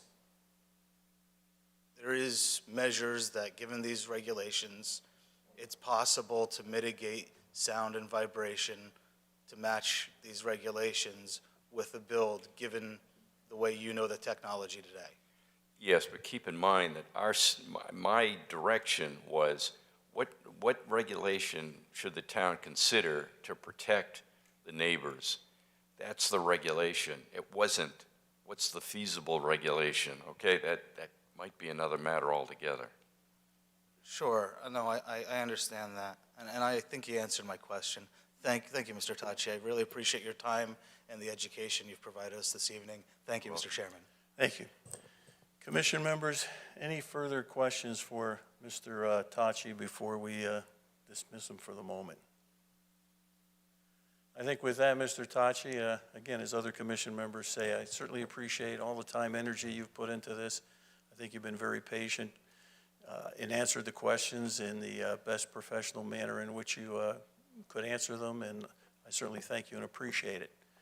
Thank you very much. With that, again, We've had a lot of discussion on this. I'd like to bring it back to the commission to see how we would like to proceed on this proposed regulation.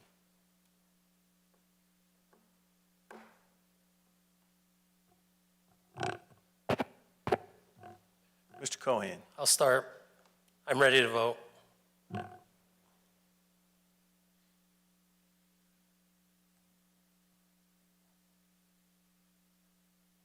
Yes.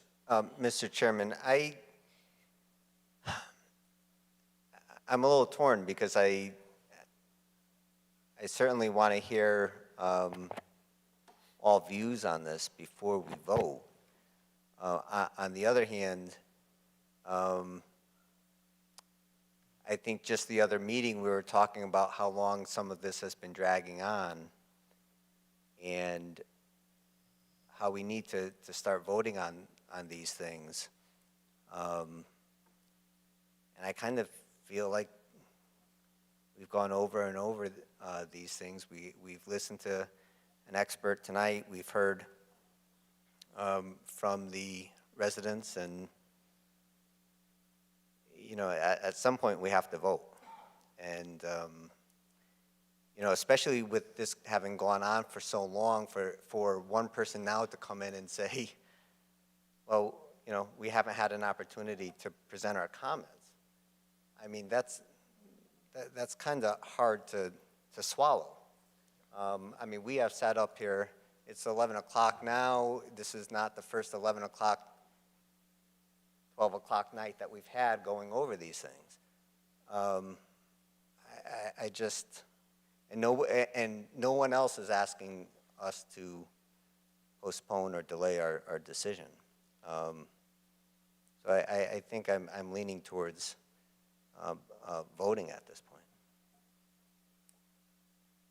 Other commission members?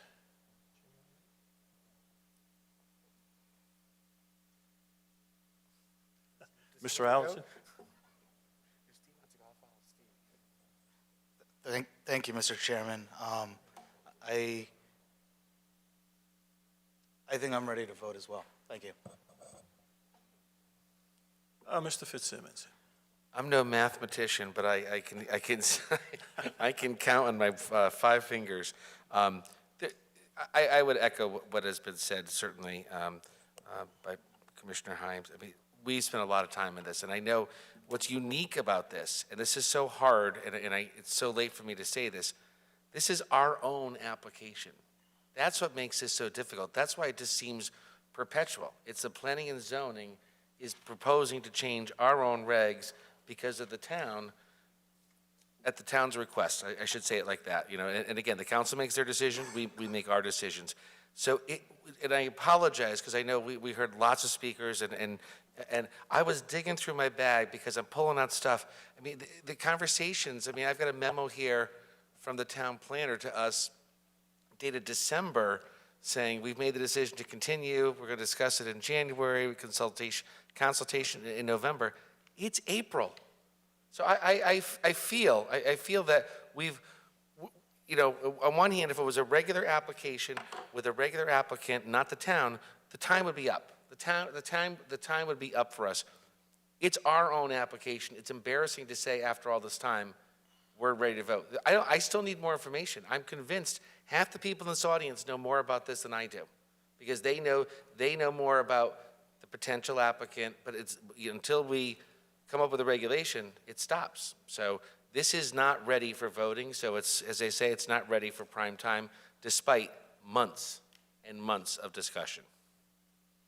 And I'd be remiss if I didn't say thank you. I appreciate your input. Sound is very important, and noise is a huge zoning issue, and I always thought this was related. The issues here for me on zoning were all related to zoning enforcement, so I thank you for your input. But yes, I too, that's a long answer, Mr. Chairman, I too am ready to vote. Yeah, I would just kind of echo what, certainly what Mr. Hines said concerning this. We had, as I look, I think we had our first workshop on this, back in September. And we've had, there was additional information that was looked at. I think, I can't imagine the hours that our staff, Mr. Pagini, our engineering department, as well as our corporate counsel spent on this, the research they've done, looking into it. And I'm still sitting here with questions. And I think that there's some very good issues that have been raised by the public that gives concern to me. And I certainly agree with, Mr. Hine. We have had, other than tonight, we've had no input. There's been no contact, to the best of my knowledge, with the town, with the staff, by Godspace. And now, they'd like to get involved with this. I just, in my mind, I'm looking at it, and I agree with everyone. We spent a lot of time on this. We can continue to grind away on this for another 30 days, another 60 days, continue it for whatever.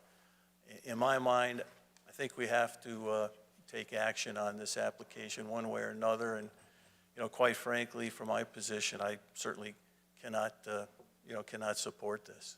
So that's where I come out. And I guess with that, we've not sure. I think we've completed our discussion amongst the commission. I have a technical point, if I could, Yes. Mr. Chairman, through Absolutely. you. It's difficult, but after I just said, since it's our own regulation, is it an option for us to simply withdraw it, or do we vote down our own regulation change? I guess, yeah. That's why I was shy to ask that question, Yeah. but I mean, what would be?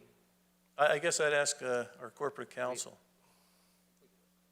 Well, you can vote it down. I mean, you can shelve it if you want to. I mean, it's, like you said, it is yours. So, I'm sure you've had workshops on other regs where you've not gone forward on them, or you've picked them up years ago. So it's really, I think you have either option to do whichever. I mean, obviously, if you're, if the consensus is that it's not going to work, then the best thing would be to give a vote to that effect. Excellent. Yeah, I think from my perspective, instead of withdrawing it, I would certainly recommend, or I would certainly be in favor of just voting on this particular application, and my vote would be no. That's how I think it would to handle it. And if something comes back at a later date, it comes back at a later date. But I think this needs to end in some manner.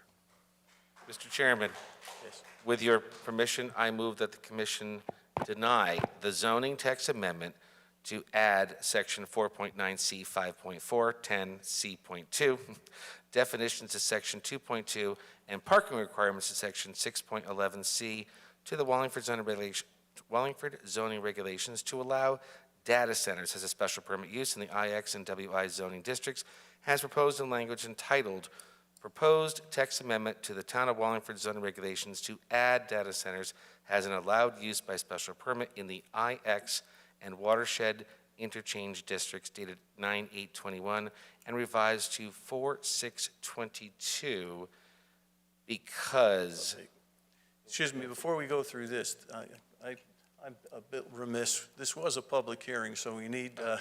Darn it, okay. We need to close our public hearing. It's late. Mr. Chairman, Yes, I it's move we late. close the public hearing. We have a Second. Second by Mr. Cohan. Voting beginning with Mr. Hine. Yes to close. Yes. Yes. Yes. And yes, we closed our public hearing. Now we'll entertain a motion. Man, Take two. I'm striking out Mr. today. Chairman, I move the commission deny the zoning text amendment to add section 4.9.c.5, 4.10.c.2, definitions to section 2.2, and the parking requirements to section 6.11.c to the Wallingford zoning regulations to allow data centers has a special permit use in the IX and WI zoning districts, has proposed in language entitled Proposed Text Amendment to the Town of Wallingford zoning regulations to add data centers as an allowed use by special permit in the Industrial Expansion IX and Watershed Interchange WI districts dated 9/8/21 and revised to 4/6/22 because the proposed regulation was not in conformance with the requirements of the commission as well as based upon the totality of the record. Do we have a second on the motion? I'll second. Second by Mr. Cohan, voting beginning with Mr. Hine. Yes to deny. Before I vote, I would just like to make a couple comments. There was a lot of great discussion by, the sound engineer, the commission, and public. Somebody mentioned fines. Fines was never an option. That does nothing to help the residents. You could find the potential occupant all they want, but it doesn't help the residents. Godspace was here today, and as people have mentioned, they've had, 6 months to weigh in on this, and regardless of internal problems, they did not, and that's not our failure, it's theirs. And somebody also brought up the POCD, and I did not mention that today. I myself looked at that in the regulations for the Plan of Conservation and Development, and quite honestly, I think that was something other Wallingford bodies should have taken into account. And I think that was a very well point by one of the members of the public. And that being said, I will vote yes to deny. I'll vote yes to deny. Yes to deny. And I'm voting yes. The regulation has been not approved. So with that, Mr. Chairman, I move we adjourn. do we have a second? Second. All in favor? Aye. Opposed, abstentions? You got, we put this to bed. Yes.